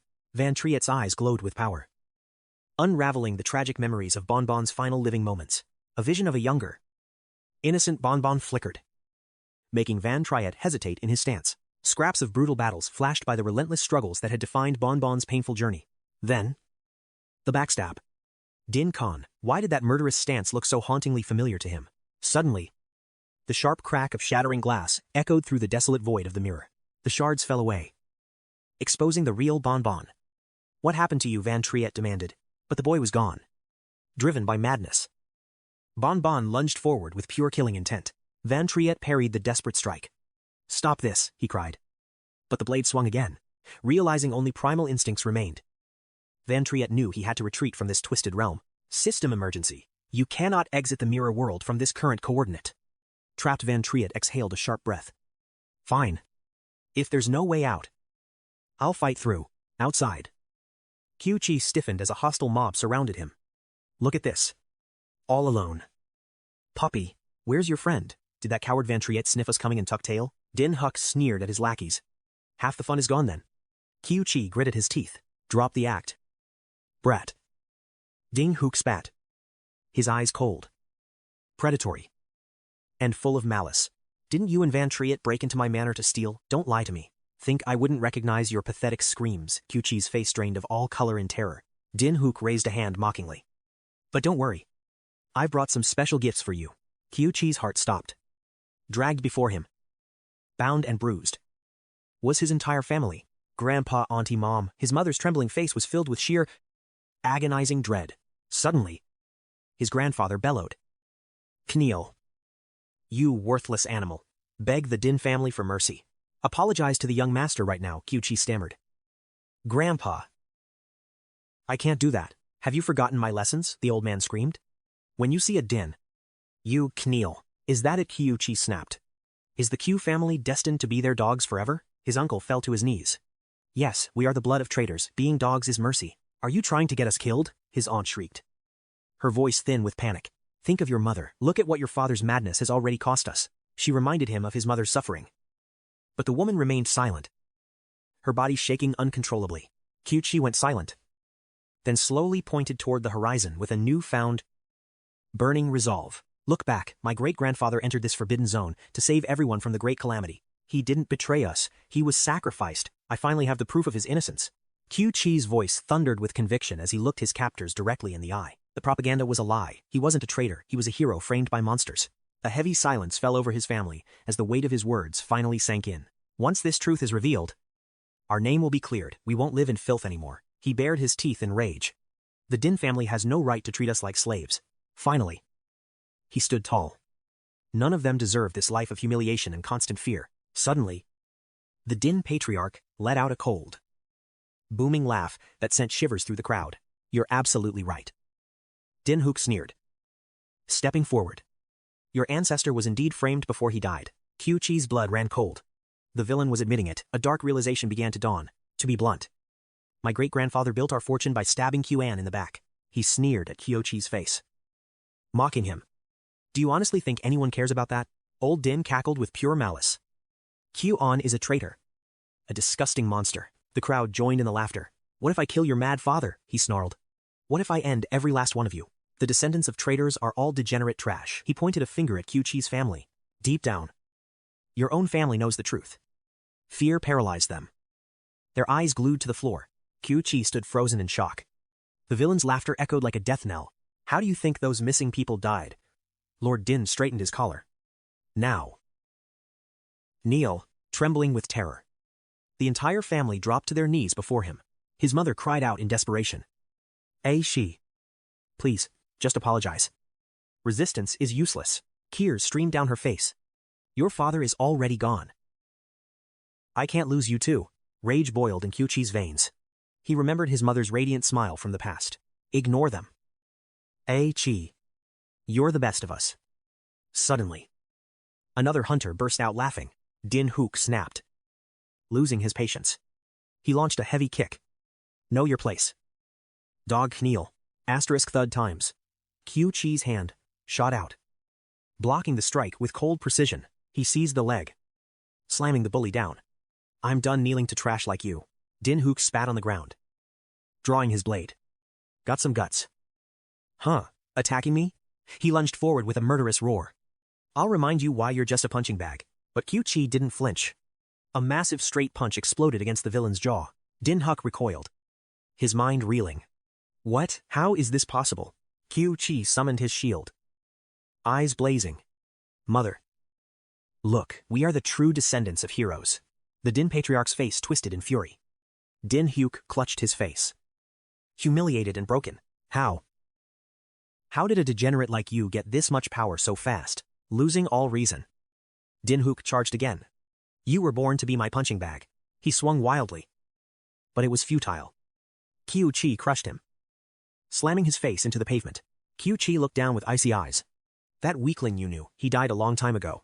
Meanwhile, in the mirror realm, Van Triet faced the full might of Bonbon. The system hummed as he braced his shield. A legendary clash was about to begin. Van Triet analyzed the battlefield instantly. If he wasn't a tank-class hunter, and if he had his consciousness, I'd be dead. He leaped back. Maintaining tactical distance, he dodged the onslaught with lightning speed. Every move you have. I taught you myself, he countered, targeting every hidden weakness. Yet, Bonbon's defensive stats were off the charts. Level 60 plus protection was no joke. Even Mirage Blade barely scratched his HP bar. Suddenly, a sea of flames erupted. Bonbon unleashed a devastating AoE attack. Golden Shield Van Triet roared, activating his legendary skill to negate the inferno. A massive explosion rocked the mirror realm. Back outside, the real-world battle reached its peak. You, hybrid trash, the bully screamed. 𝐂𝐚𝐻 blocked the strike with his shield. He countered with a thunderous slap, then rained down a brutal combo before the crowd. The Din Patriarch's aura flared with killing intent. Pathetic. Can't even beat a Kyo brat. The old monster stepped forward, eyes cold. Allow me to end this farce for you, with godlike speed. His fist collided with 𝐂𝐚𝐻's shield in a shower of sparks. A blinding light erupted as a golden barrier formed. The Golden Shield, a legendary tier skill. 𝐂𝐚𝐻 stared him down from within the light. Stay out there and watch. Old man, your hero guild is nothing but a den of cowards. He unleashed a blinding burst of power. Van Triet leaped high in the mirror realm. Legendary skills ignore basic stats. Victory is mine. Van Triet plummeted instantly, provided it avoids double limit strikes. It withstands 10 consecutive hits. A radiant golden aura erupted. Fueled by his rapidly draining mana, the golden barrier flickered and fractured. Even a graze drained its power. Suddenly, it shattered. Once the energy bottomed out, 10 cumulative strikes would finish it off. You little brat, think that golden shield saves you? He sneered. Kiyuan's trash skills are nothing. 𝐂𝐚𝐻 refused to back down, shouting fiercely, if my ancestor were here, you'd be begging for mercy. Enraged, the elder unleashed a full-scale assault. 𝐂𝐚𝐻 raised his shield while 𝐷𝐴𝐴 was shoved forward. Relying on a low-tier dungeon failure, the elder mocked. The Din clan leader stomped the ground, his eyes cold. Let him come. The earth shattered upward, a gravity strike. He'll be the one kneeling next, he growled. 𝐂𝐚𝐻's body was torn apart. Blood sprayed from his mouth as he collapsed, brandishing his weapon like a demon. He sneered. Let's see you stand once I hack off your legs. He lunged to strike, but his mother rushed out. Please. Clan leader 𝐂𝐚𝐻 is just a child, spare him, she sobbed, falling to her knees. I'll do anything you want. Just let him live. The elder grinned cruelly. Fine. Kid. Kneel now. Or I'll cut your mother down right here. He paused, then laughed. Actually, I've got plenty of people left to slaughter. Din swung his blade, desperate. 𝐂𝐚𝐻 screamed. Wait, stop, I'll do it. Suddenly, a massive shockwave erupted, obscuring everything in dust. The crowd gasped in pure shock. Din froze as a spectral phantom emerged. Is that? 𝐂𝐚𝐻 stammered, Grandfather 𝐂𝐚𝐩𝐻's mother gasped. 𝐂𝐚 has returned from the grave, others cried in terror. Impossible, how can a dead man walk among the living again? 𝐂𝐚𝐻's family realized the truth, he looked more like an undead. Vantriet's voice echoed, you all mocked him. Standing beside the undead 𝐂𝐚. He added. Now he's crawled back from hell to settle the score. Every hunter present stared in disbelief at the terrifying undead standing before them. Din barked a laugh. Just a cheap trick. Kill them all, charge. His subordinates roared, swinging their weapons wildly. They struck the undead's shield with everything they had, surrounded by enemies. The spectral figure stood firm, showing no signs of weakness. Attacks rained down from all sides. 𝐂𝐚𝐻's grandfather was stunned. Is that truly 𝐂𝐚's power? Witnessing the legendary technique. 𝐂𝐚𝐻's eyes widened in pure awe. That parrying skill. He was blocking multiple elites simultaneously. Is this your summon? Din spat. My family has summoned trash like this by the dozens. Din laughed, checking his stats. Only level 33. Just another small fry. He leaped for a killing blow, but upon impact, a dark, viscous slime clung to his blade, radiating pure malice. Din blinked, confused. Their mana signatures collided violently as he focused energy into his fist. He swung again, roaring. Absolute power crushes everything in its path, instantly. The counter-summon skill triggered upon impact. Confident. The clan leader charged, but a cold golden light sent him flying. Another diamond shield. Vantriet mocked, even as an undead. He's S-Rank. That shield will keep you busy for a long time. Enraged, he ordered his men. Everyone attack, drain its energy until it shatters. He turned to his men but froze. His soldiers were already being swarmed by a legion of skeletons. Chit. How annoying. The clan leader hissed, beginning his body fortification.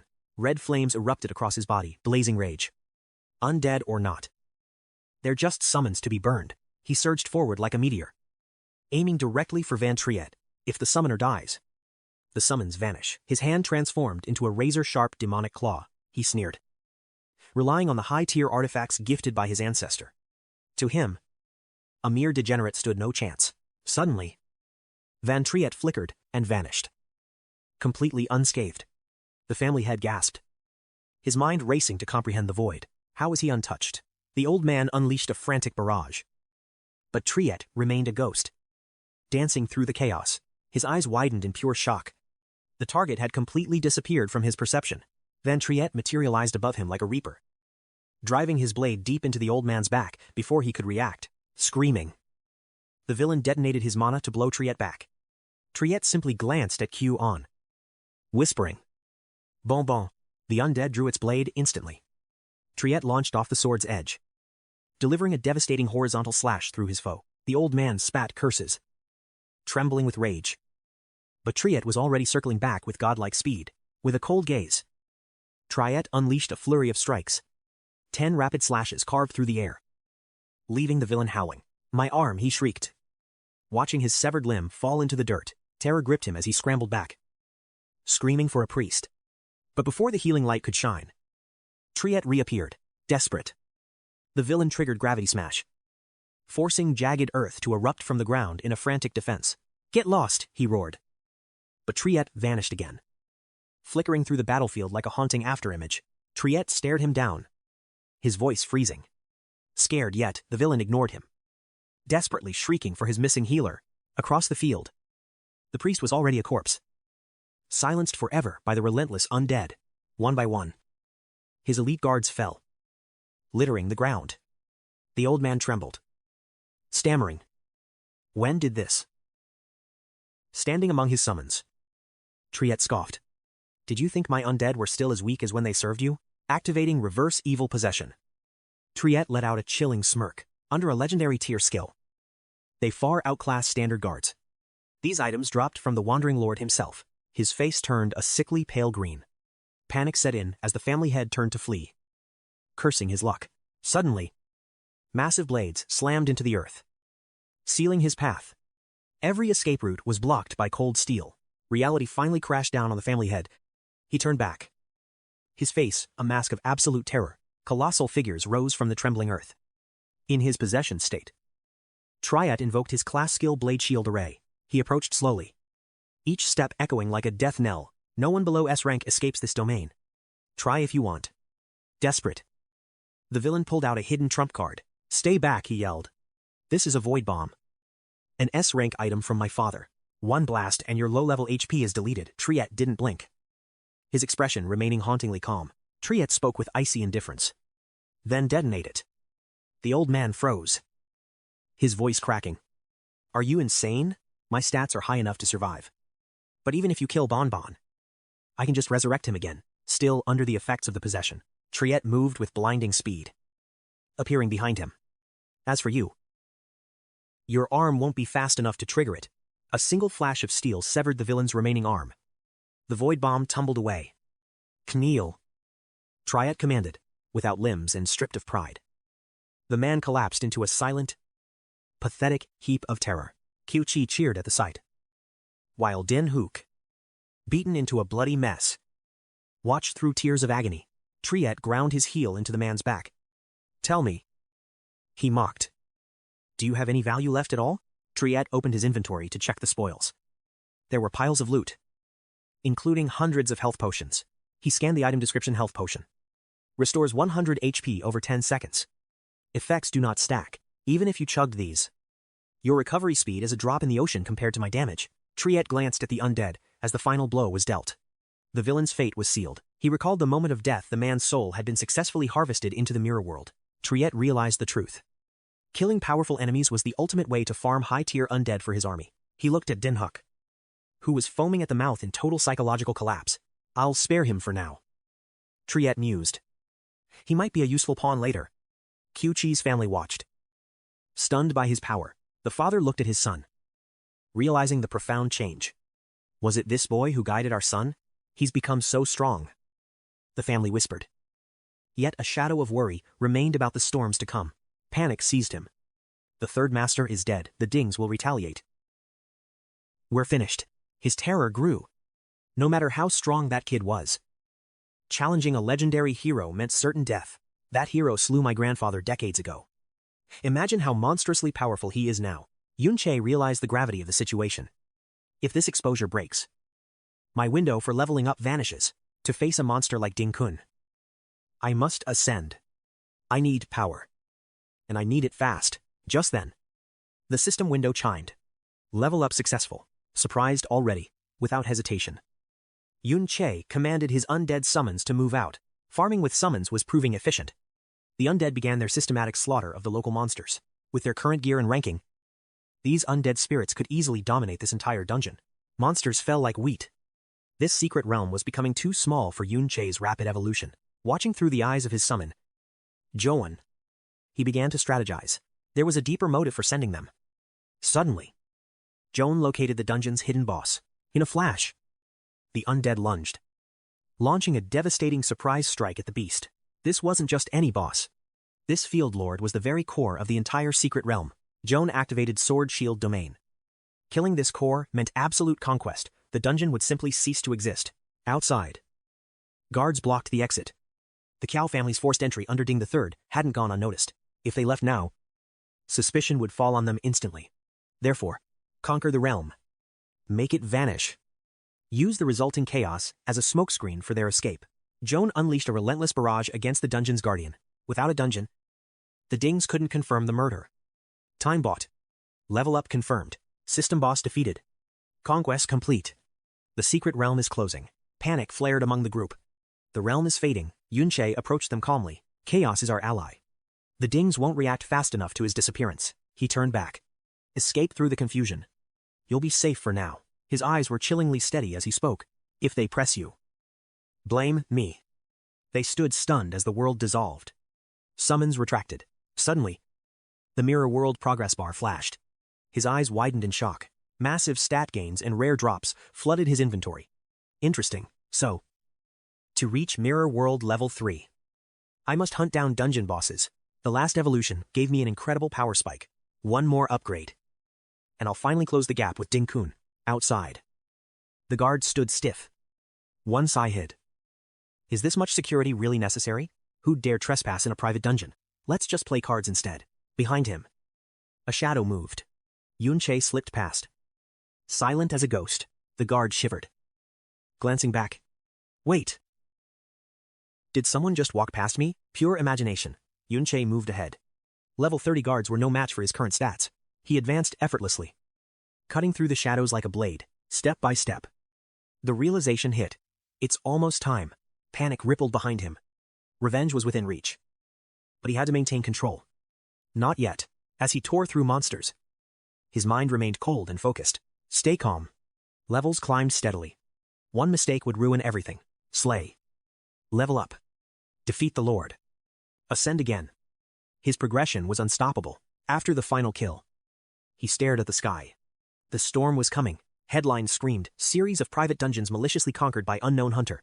Skill points for Mirror World exploded 5,000 points per clear. His power surged endlessly. A new headline breaks. A mysterious dungeon saboteur is aggressively seizing private hidden realms. High-ranking investigators have been deployed as the authorities declare a citywide emergency. Hiding out. The Q family gasps at the report. Is Van Triet behind this chaos? Grandpa Q realizes the truth. He conquered those dungeons just to draw the heat from us. Panic sets in. If the Ding clan connects the dots, they're all dead meat. He sacrificed his anonymity, becoming a public enemy just to secure our escape route, deep in their safe house. After the Q brothers finally let out a heavy breath of relief, we're miles away from the Ding clan's reach. Our tracks are completely erased. They celebrate their newfound freedom, believing the nightmare is finally over. Finally, we're safe. The Ding family can't reach us in this sanctuary. Boom, a violent explosion rocks the building, shattering their brief moment of peace. Safe, you thought you could run Ding Hao. The clan's second master steps through the smoke. He sneers with pure contempt. Did you think we were only hunting that one criminal, even without your connection to him? Deserting our family is a death sentence. His aura flares. You degenerates really underestimated the reach of an heroic clan. He steps over the rubble. Traitors always harbor such pathetic, delusional hopes. We've already locked onto his signal. Meanwhile, Van Triet arrives at the formidable hero's gate. Level 42 attained. Van Triet's eyes burn with cold resolve. Ding Khan. It's time. I'm coming for you. To level up further, low-tier private dungeons are no longer enough. Only high-ranking heroic zones provide the XP needed to shatter his limits. But these gates are military fortresses. Not even a fly gets in undetected. His mirror realm range is limited. He needs an insider to bypass the security grid. Van Saw smirks playfully. So, you want me to be your secret key inside, without a high-tier pass? Even my influence can't get us through those sensors. Van Triet wordlessly reveals 2 golden passes. Van Saw's jaw drops in shock. You were ready. An unregistered hunter holding temporary military clearance. Why risk a suicide mission into the Ding clan's most guarded territory? You saw the truth in that traitor's dungeon. Q-An isn't who they say. I'll clear her name and force the hero to face the truth. Help me. Van Saw sighs, her skepticism showing. Do you take me for a fool? Risking my life for Q and you even infiltrated the Ding manor before this. Did you predict all of this when you stole those high-tier passes? Elder Ding vanished while hunting you. The blood on your hands is obvious. She leans in, whispering. You don't want a confession. You want a massacre. Van Triet. That surname. Are you a remnant of the great traitor's bloodline? He shrugs with a chilling calm. You're a Van too. Does that make you a traitor? I'm nothing like him, she shouts, her eyes clouding with a sudden, sharp sorrow. Van is just a mask I wear to hide from a world that won't let me be. He smirks. Then what makes you think Van Triet is my real name? Watch your tone. One alert, and the military will erase you from existence. He lowers his head in silence. When he looks up, his gaze is unbreakable. I trust you won't. Because you actually have a soul. Van Sa freezes. He steps into her space. A teacher who protects her students won't serve a monster. He hands over a stolen diary. Read the truth about Ding Khan's heroic legacy. They prey on the weak while the world cheers. Today, the system crashes. Van Saw sneers, clutching the book. All this for a book. You're delusional. She doesn't care about these relics. You play the stoic card. Yet you recklessly handed your life over to her. Are you truly that naive? Or have you just never tasted betrayal? Van Triet muses. Betrayal. Huh. Van Saw crosses her arms. Hesitant. Van Triet bows his head, his cold expression masking his thoughts. Whether I have or haven't doesn't matter. My past hasn't killed my ability to trust. He strides forward, leaves swirling in the tense air. I believe her core isn't twisted. Van Sa pals, sweat beading. And yet, you're far from being a saint yourself. If you trust her that much, follow her. See if I backstab you. She storms off. He follows. She bites her lip, glancing back. She never expected someone to actually label her as good. A hero has been waiting for days. Is that you? Lady 𝐒𝐒𝐒. Orders say Lady Van 𝐒𝐒 has direct entry. But where is the Elder's personal guard? The Elder just entered the dungeon. Is that cloaked figure your new shadow? Van 𝐒𝐒's voice turns to ice. Don't question me. The Elder warned of stolen passes. Stay sharp. Is this an interrogation? The guard flinches. Of course not. My lady, my apologies. Internal security warns of a high-tier criminal targeting this hero's dungeon recently. Van 𝐒𝐒 smirks inwardly, glancing at Van Triet. The guard is just following protocol for her safety. She exhales. Relieved, the focus shifted from her to the guard's identity. She whispers, sensing suspicion. She grabs Van Triet's neck. Fine. Let them check him. Does he think she's blind to her own guard? Maybe you should investigate me too then. The guard turns ghost white. I wouldn't dare. If Lady 𝐒𝐒 says he's clean. He's clean. Enter. She walks in with her head held high. He follows like a silent ghost. Inside the secret realm, Van Triet is stunned. Her influence is far greater than he anticipated. Van 𝐒𝐒 speaks firmly. I brought you in because of your trust. Do what you must, but I won't help further. Van Triet summons a puppet. Thanks. Take this, it'll provide your alibi. Van 𝐒𝐒 grits her teeth, eyes narrowing. At least you've got a shred of conscience. As her silhouette fades, a system window flashes. Mirror World is now fully operational. Mirror World. Level 3, unlocked. Expansion complete. Anchor points established within the secret realm. Van Triet ponders.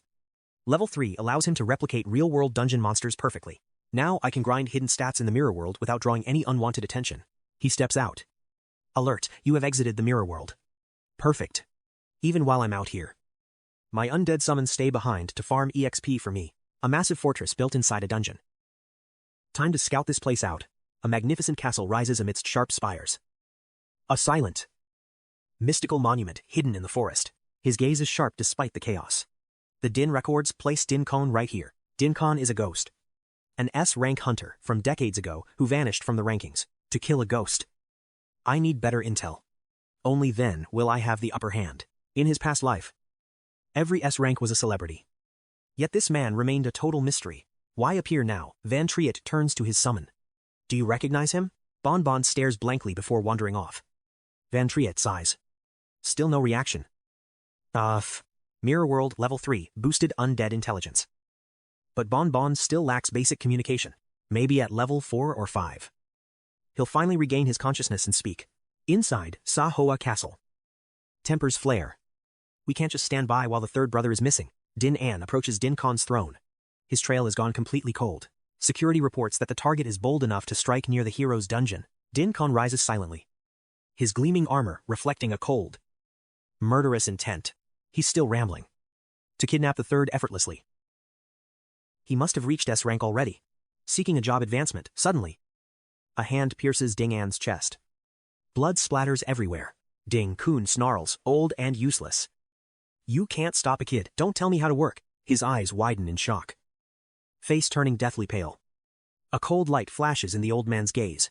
This kid just hit S-rank and triggered a class change quest. He won't survive a single blow from me. He only kept that piece of trash alive to babysit his precious grandson. Now I've lost my man and have to clean up his mess. Without him, I've lost family and years of my life. Arrogantly, Ding Yan sits atop a fallen man, looking down like a king. He orders wolves to feast. Rob them. The pack's growls send a little girl into hysterical tears. Ding Yan sneers. No leftovers. A cloaked figure approaches young master. Your pets are starving. Why not? In the shadows, Van Triet watches everything. His patience wearing thin, restrained outside the secret realm.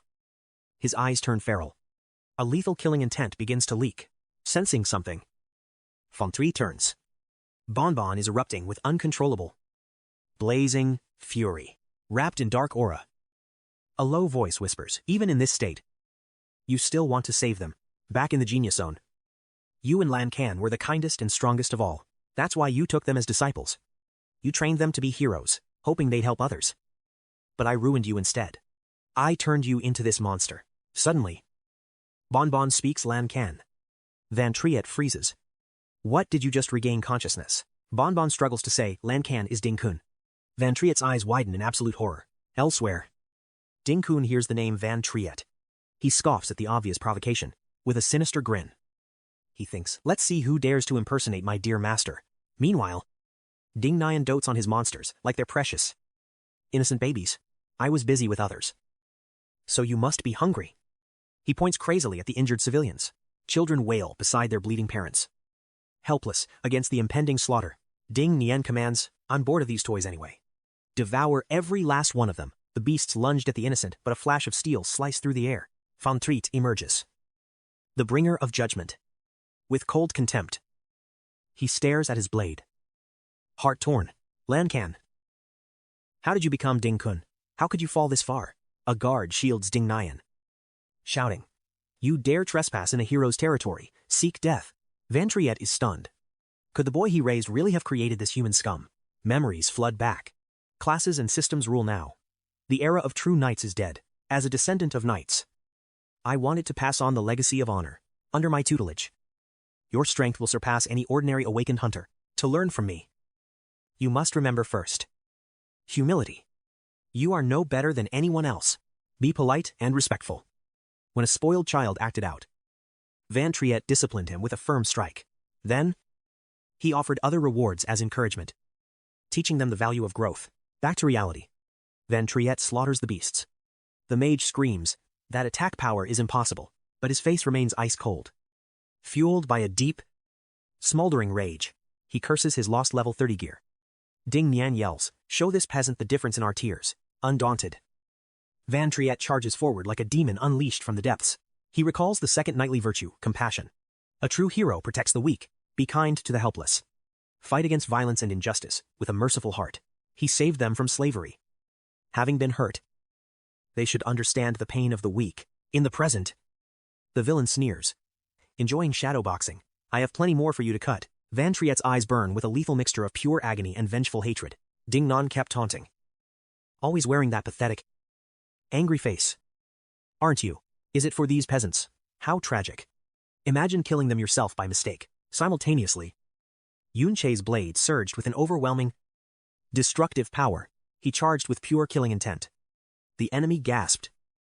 How? Did you see me? Yunche recalled the code 3, a hero must be fearless and brave. Inside the dungeon. Never retreat, fight for justice. The elders had screamed in terror. He replied coldly. Don't worry. I've been watching over you the whole time. Wounded. Ding Nan shrieked. He's too strong, use your damn illusions. You degenerate. Block him, buy me time to escape or my grandfather will execute you. The cornered mage hissed.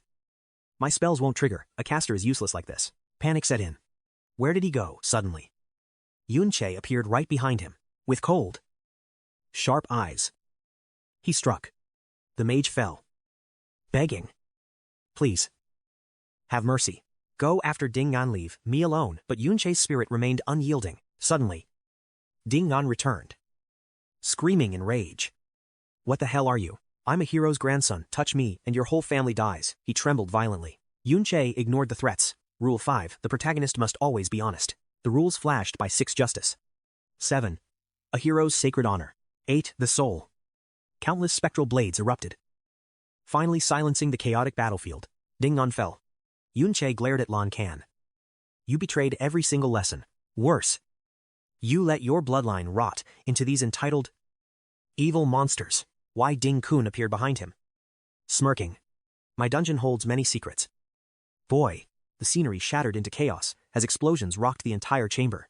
Yunche coughed up blood, desperately regenerating his depleted mana. Just tell me why. Ding Kun approached in haunting silence. Suddenly, Yunche pulled out hidden gear. A mirror. Ding Kun muttered. In a flash, Yunche moved like lightning. A punch fueled by rage connected. Why did you betray us? The mask cracked. Impressive. He chuckled. Breaking my armor. You're no ordinary hunter. Are you? Yunche's gaze turned icy with hatred. His body shook with pure disbelief. Lan Can. Why the betrayal? Ding Kun paused. How do you know that name? Did that old man send you? He launched a vicious, hate-filled counterattack. His strikes were lethal and precise. Pretending to be my master, how pathetic. Yunche roared. Answer me, Ding Kun sneered. You're just a tool. Shut up. The atmosphere trembled as massive amounts of energy collided violently. Rocks floated in the gravity-defying chaos. Yun-Che scanned the area. Where is he? Suddenly, the summon blocked a lethal blow. Ding-kun's eyes widened in shock. They clashed head-on. Ding-kun landed a heavy blow. How are you still alive? The summon shielded itself with golden light. Ding-kun's aura burned with murderous intent. He hissed in pure disgust. Realizing the truth. An undead, a mere zombie. Infinite resurrections mean nothing for a puppet without a soul. What a waste, the Ding brothers sneered. We'll handle this trash. Yun-Che's killing intent exploded. He summoned his undead army. Stop them. Leave no one standing. Ding-kun froze. His face turning pale. That face. No. It can't be. My own son. Dead. His grief twisted into a dark, sick fascination. As Ding-kun lunged, Yun-Che evaded with impossible grace. The man went berserk. Prove it then. Master, show me you're the teacher I once loved. Ask anything. I'll hide nothing from you. Yun-Che's blade pulses. Answer me now. Why this Ding Koi mocks? For your master. Who freed you? Who gave you this power? I taught you better. No. You were late. Why let me suffer before saving me? Why does a knight's son get everything? Why is Bonbon better than me? Is he cleaner? You forced this berserker class. Am I a coward? Why not a tanker? Yun-Che Gladys. I never favored him. You wanted strength. No. You loved him. I worked harder. Were you biased? You regret me. Your virtue is trash. Your kindness is just a status flex. I won't waste time saving people like him. Betrayal. I just chose a better master. 𝐒𝐿 offered me real, absolute power. My bloodline rules yours. You're just slaves. Look at us. I'm the winner here. You monster. Yun-Che fires glass shards. After images blur. Yun-Che strikes from shadows. A heavy punch lands. Ding Koi's armor shatters. You aren't fit to touch his feet. He sneers. His steps crushing the earth. Armor gone. Hidden berserker trait. Activated. System ATK plus 300%. SPD plus 200%. Low HP scaling. 𝐒𝐿𝐿𝐿. Admit your favoritism. Master. Warning berserker. Frenzy triggered. Power surging. Speed up. Defense down. Logic lost. Yun-Che realizes he's in mortal danger.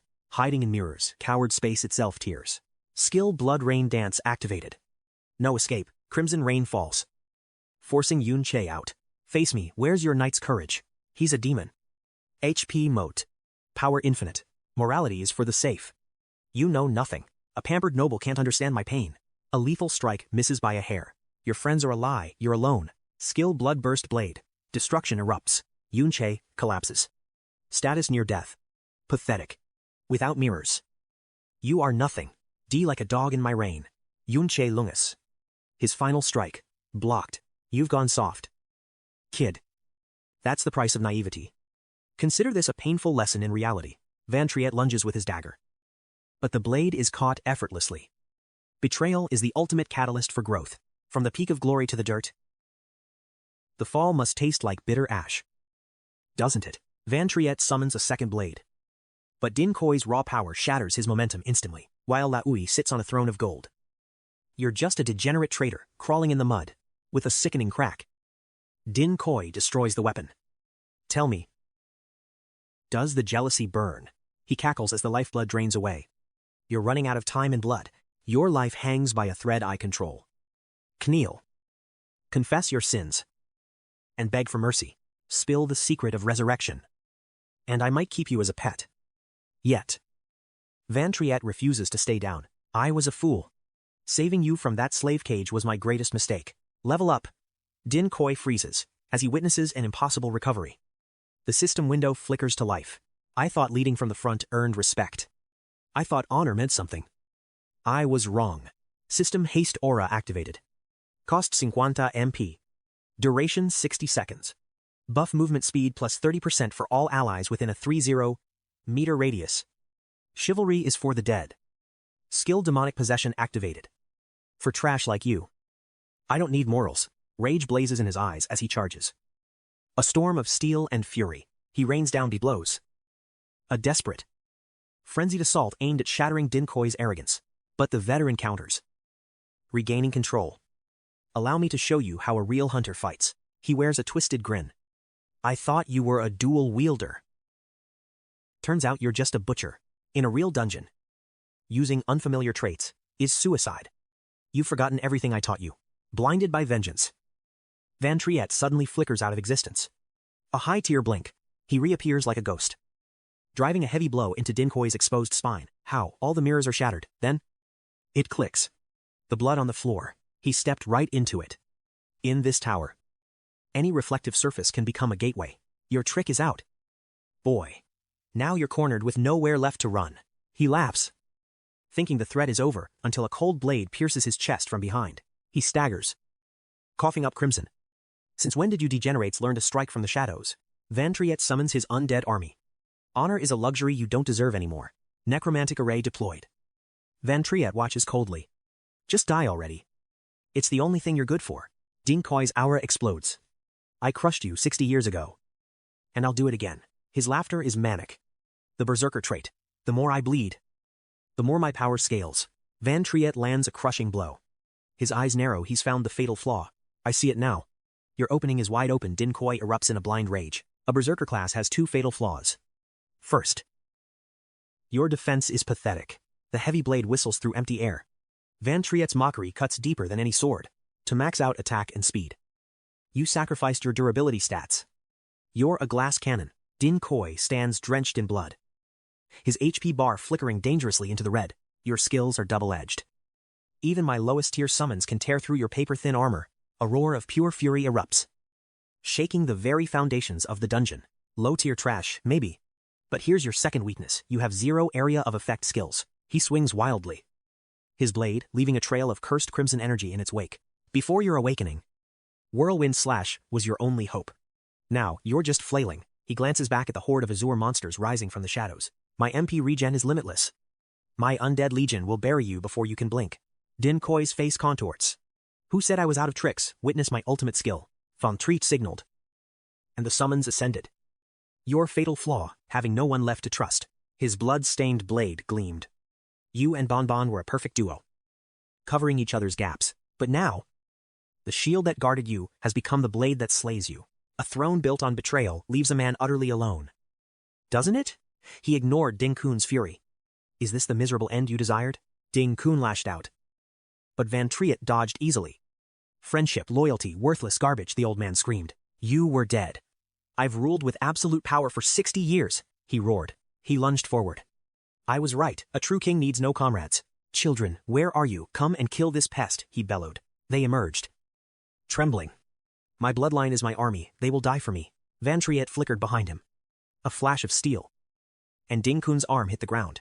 A guttural scream echoed. His sons froze in pure terror. Father.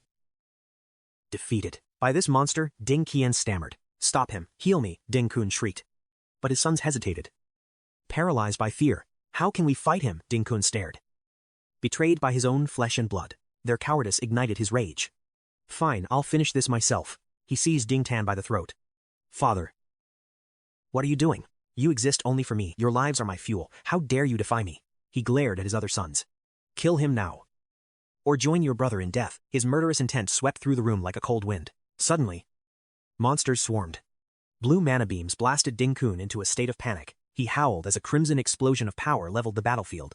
Among the shifting rubble, 𝐂𝐚𝐻𝐿 gasped for air, his strength failing, running out of breath. You're just a hollow old man beneath that mask. Enjoy this family reunion. 𝐂𝐚𝐻𝐿 realized his son was now an undead puppet. Van Triet's laughter was cold as he chased the fleeing coward. No escape today. The first strike landed. For my comrades, then came the second. For my master, the third blow sent 𝐂𝐚𝐻𝐿 coughing blood. Grabbing him by the hair, he hissed. You had everything, yet chose ruin. Van Triet looked down. Now, they only feel pure, unadulterated hatred for you, wrought in the dead end of your own making. The finality was absolute. 60 years ago, a memory of 3 friends reunited. S-rank hunters. Your master has prepared something special for you. I used every rare material to forge these mythical tier weapons. Lan Kan gripped his new saber, eyes wide with awe. This is the peak of gear for your current level. Van Triet explained. Lan Kan swung the blade expertly. It's perfect, thank you. Master, next. He handed a heavy shield and blade to Bonbon, a set forged for your new class. You'll master it in no time. The young hunter stared, overwhelmed by the sheer value of the gift. Hey! Lan Kan. Why the long face? Bonbon asked. He pointed at Van Triet's old sheath. Master. Isn't your weapon Outdated, Van Triet drew his blade with a soft smile. It's eternal. The flowing cloud sword erupted with power. Then, a vision of hellish magma. I once sacrificed everything for those I loved. I spent years grinding in the most dangerous hidden realms. Finally, I breached a SSS-Rank dungeon to seize the ultimate weapon forged in an ancient, primordial furnace. I stood before the raging river of molten lava and drew the blade. Back then, it was nothing more than an unformed, raw sword soul. In this world, the hierarchy is like a tower common. Rare, epic, legendary, and the peak of power mythical. This is the only unique grade equipment in existence. As I grip it, the blade exhales white mist and a lethal, unpredictable killing intent. It requires a specialized activation ritual. Moving, like shifting clouds, ever-changing and fluid. It can morph into any weapon form I desire at a moment's notice. The weapon bonds with its master's soul. That connection is the final requirement for it to achieve its true, awakened form. I've seen it transform into a massive battle axe to slaughter a demonic tiger. Bathed in the blood of 1,000 battles. It now evolves according to my will. 𝐂𝐚𝐩𝐿 drew the sword.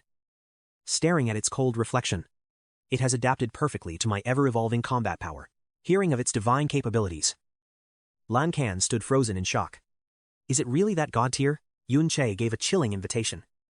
Want to test its edge? Lan Kan's eyes flared with excitement. Is that really possible? A treacherous hand gripped the hilt tightly. A warrior moved to strike his own ally, while his comrades whispered in the shadows. Long live the king. Is the cleanup done? The king's orders were absolute. Frame 𝐂𝐚𝐩𝐿 for rebellion. Don't worry. There are no witnesses left. Meanwhile, on the other side of the battlefield, the traitorous warrior held the blade with a thuggish smirk. Finally, the unique grade prize is mine. He raised it high, commanding the sword to shift. The blade erupted with the dual energies of yin and yang. Suddenly, the vision shattered back to the grim reality. 𝐂𝐚𝐩𝐿 approached, radiating a suffocating killing intent alongside his loyal subordinates. I have stood at the front lines of the deadliest dungeons and never once retreated. Clutching that sword, 𝐂𝐚𝐩𝐿 looked like a demon god awakened from a long slumber. No matter the dungeon rank or the hidden boss, I will conquer them all. As the weapon glowed and shifted in his hand, he continued. I only wanted a peaceful life to spend with all of you. He raised the blade, but your bottomless greed turned it into this. The system window flickered. Flowing cloud sword. Critically damaged. Stats, adaptive type. Attack plus 2,500. Spirit plus 10. Skills shapeshifting and skill evolution enabled. He leveled the blade at Lan Kan, who was groveling on the floor. The traitor trembled. Master. I was wrong, please. 𝐂𝐚𝐩𝐿's gaze was ice. That empty title of hero, I never gave a damn about it. Lan Kan lay in a pool of blood, his physical form beginning to dissipate. Save me, don't kill me, he begged. The flowing cloud sword transformed into a soul-reaping scythe, locked onto his throat, in the hands of a degenerate like you.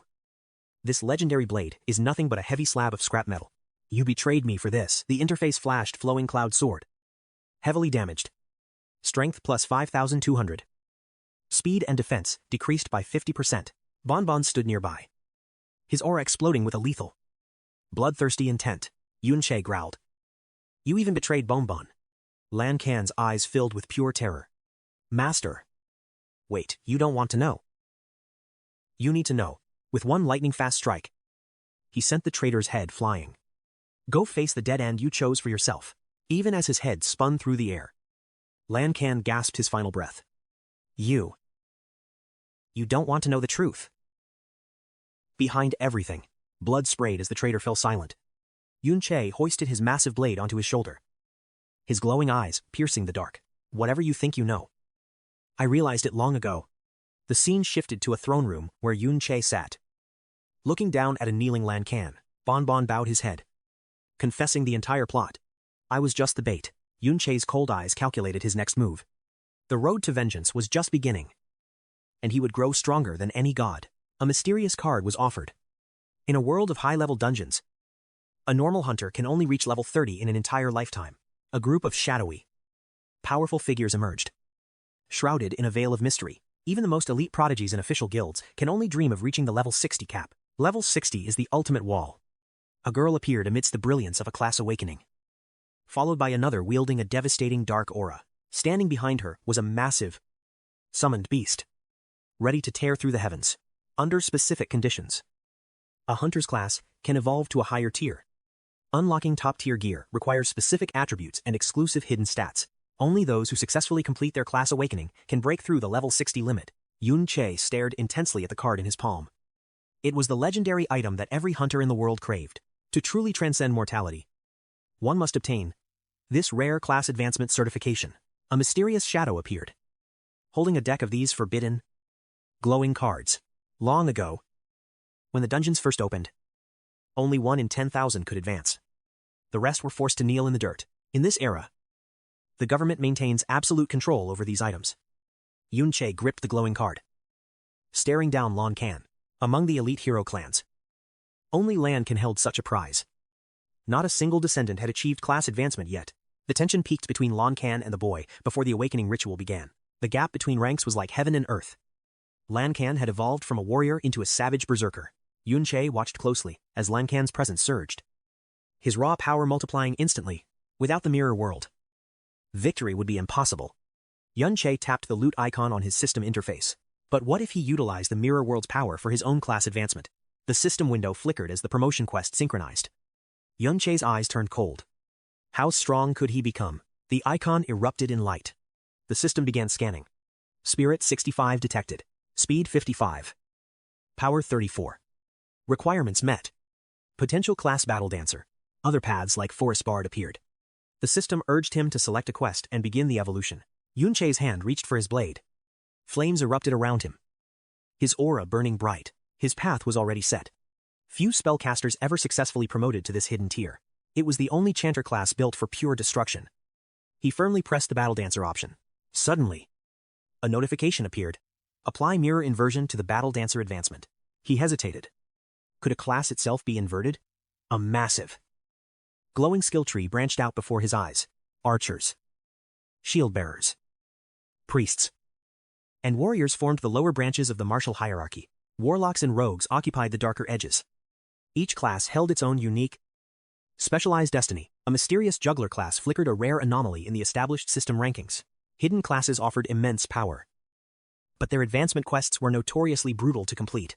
A drum icon materialized. To unlock the Battle Dancer, specific stat thresholds were mandatory. He needed speed 55 or higher and spirit 65 or higher to even qualify. Most chanters lacked the balanced stats required. He also needed a rare Slaughter Blood Core. This legendary item was essential. The Slaughter Blood Core was a nightmare to obtain. A girl held a crimson crystal high. These cores only formed after a massive, bloody massacre. For a support-type chanter with no combat skills, obtaining one was a death sentence. Yun-Che remained motionless, eyes glued to the screen. This was why so few ever succeeded. Now, the mirror world began inverting the requirements. The difficulty of the quest doubled instantly. The Peace Dancer class emerged. A protector using dance and spirits to both heal and annihilate. Requirement 5. Life Nurseries. Yun-Che's expression darkened at the impossible demand. This was beyond ridiculous. He leaned back, wondering what logic governed this inverted mirror dimension. Did the system simply flip every trait to create these insane new class requirements? If it inverted everything, he'd need something like a life core instead of blood. That was a divine treasure capable of generating endless high-tier healing elixirs. Shimmering liquid appeared. Every top-tier guild would kill to possess a single life nursery. With one, a team wouldn't even need a healer. And he needed 5 of them. Yun-Che stood up. Such extreme requirements meant the resulting power would be godlike. He entered the mirror world. He initially thought leveling his mirror skills would be a slow, steady progression. Instead, he stood before a perfect copy of the Secret Realm Lord. Things were getting complicated. Beyond level 3, the mirror world contained boss-level replicas. Spectral swords rained down, skewering the monster. System level increased by 2. Yun-Che looked around. The density of souls here was far greater than before. With class inversion now possible, the secrets of this world were only beginning to unfold. He stood before another towering beast. A notification flashed, exiting mirror world. Increasing his rank was the only priority. He glanced at his summon. It's time to move out. A single blade flash cleaves the monster in 2. System level 50, boss defeated. HP 1960. Legendary items acquired. The mysterious purple mist dissolves into an eerie void. The dark sky fades, replaced by a brilliant morning sun. Chaos erupts. Why did the hero's dungeon suddenly vanish? Where is the hero suddenly? Massive structures begin crumbling. Debris falls. Could the hero's great clan be in danger? They charge in. Only to find Din Qian's lifeless body. Headlines scream across the city, the hero has been assassinated. Radio reports confirm a massacre. No suspects have been identified. The elite watch in shock. How could a hero fall? A leaked photo shows Van Triet's cold. Retreating back. Police chief. This is our only lead. Find him now. Total mobilization ordered. Every hunter must track the criminal. 𝐒𝐿𝐷 sneers. That arrogant brat is dead. He glares at the screen. Why did the military fail? What did your investigation uncover? The king demands coldly. Atop S-rank corpses. A hunter reports, no survivors. Sire. A mysterious object is presented as the briefing continues. Suspects identified. He says, Van Sa and Van Triet. The High King sits in silence. Plotting his next move. The hunter grins. Van Triet. Let me handle this myself. Monday morning at the academy. Rumors spread like wildfire. Students whisper in shock. The news is everywhere now. Who would dare strike a hero? The world is trembling. Van Sa walks past. Ignoring the terrified student chatter, she knows the truth.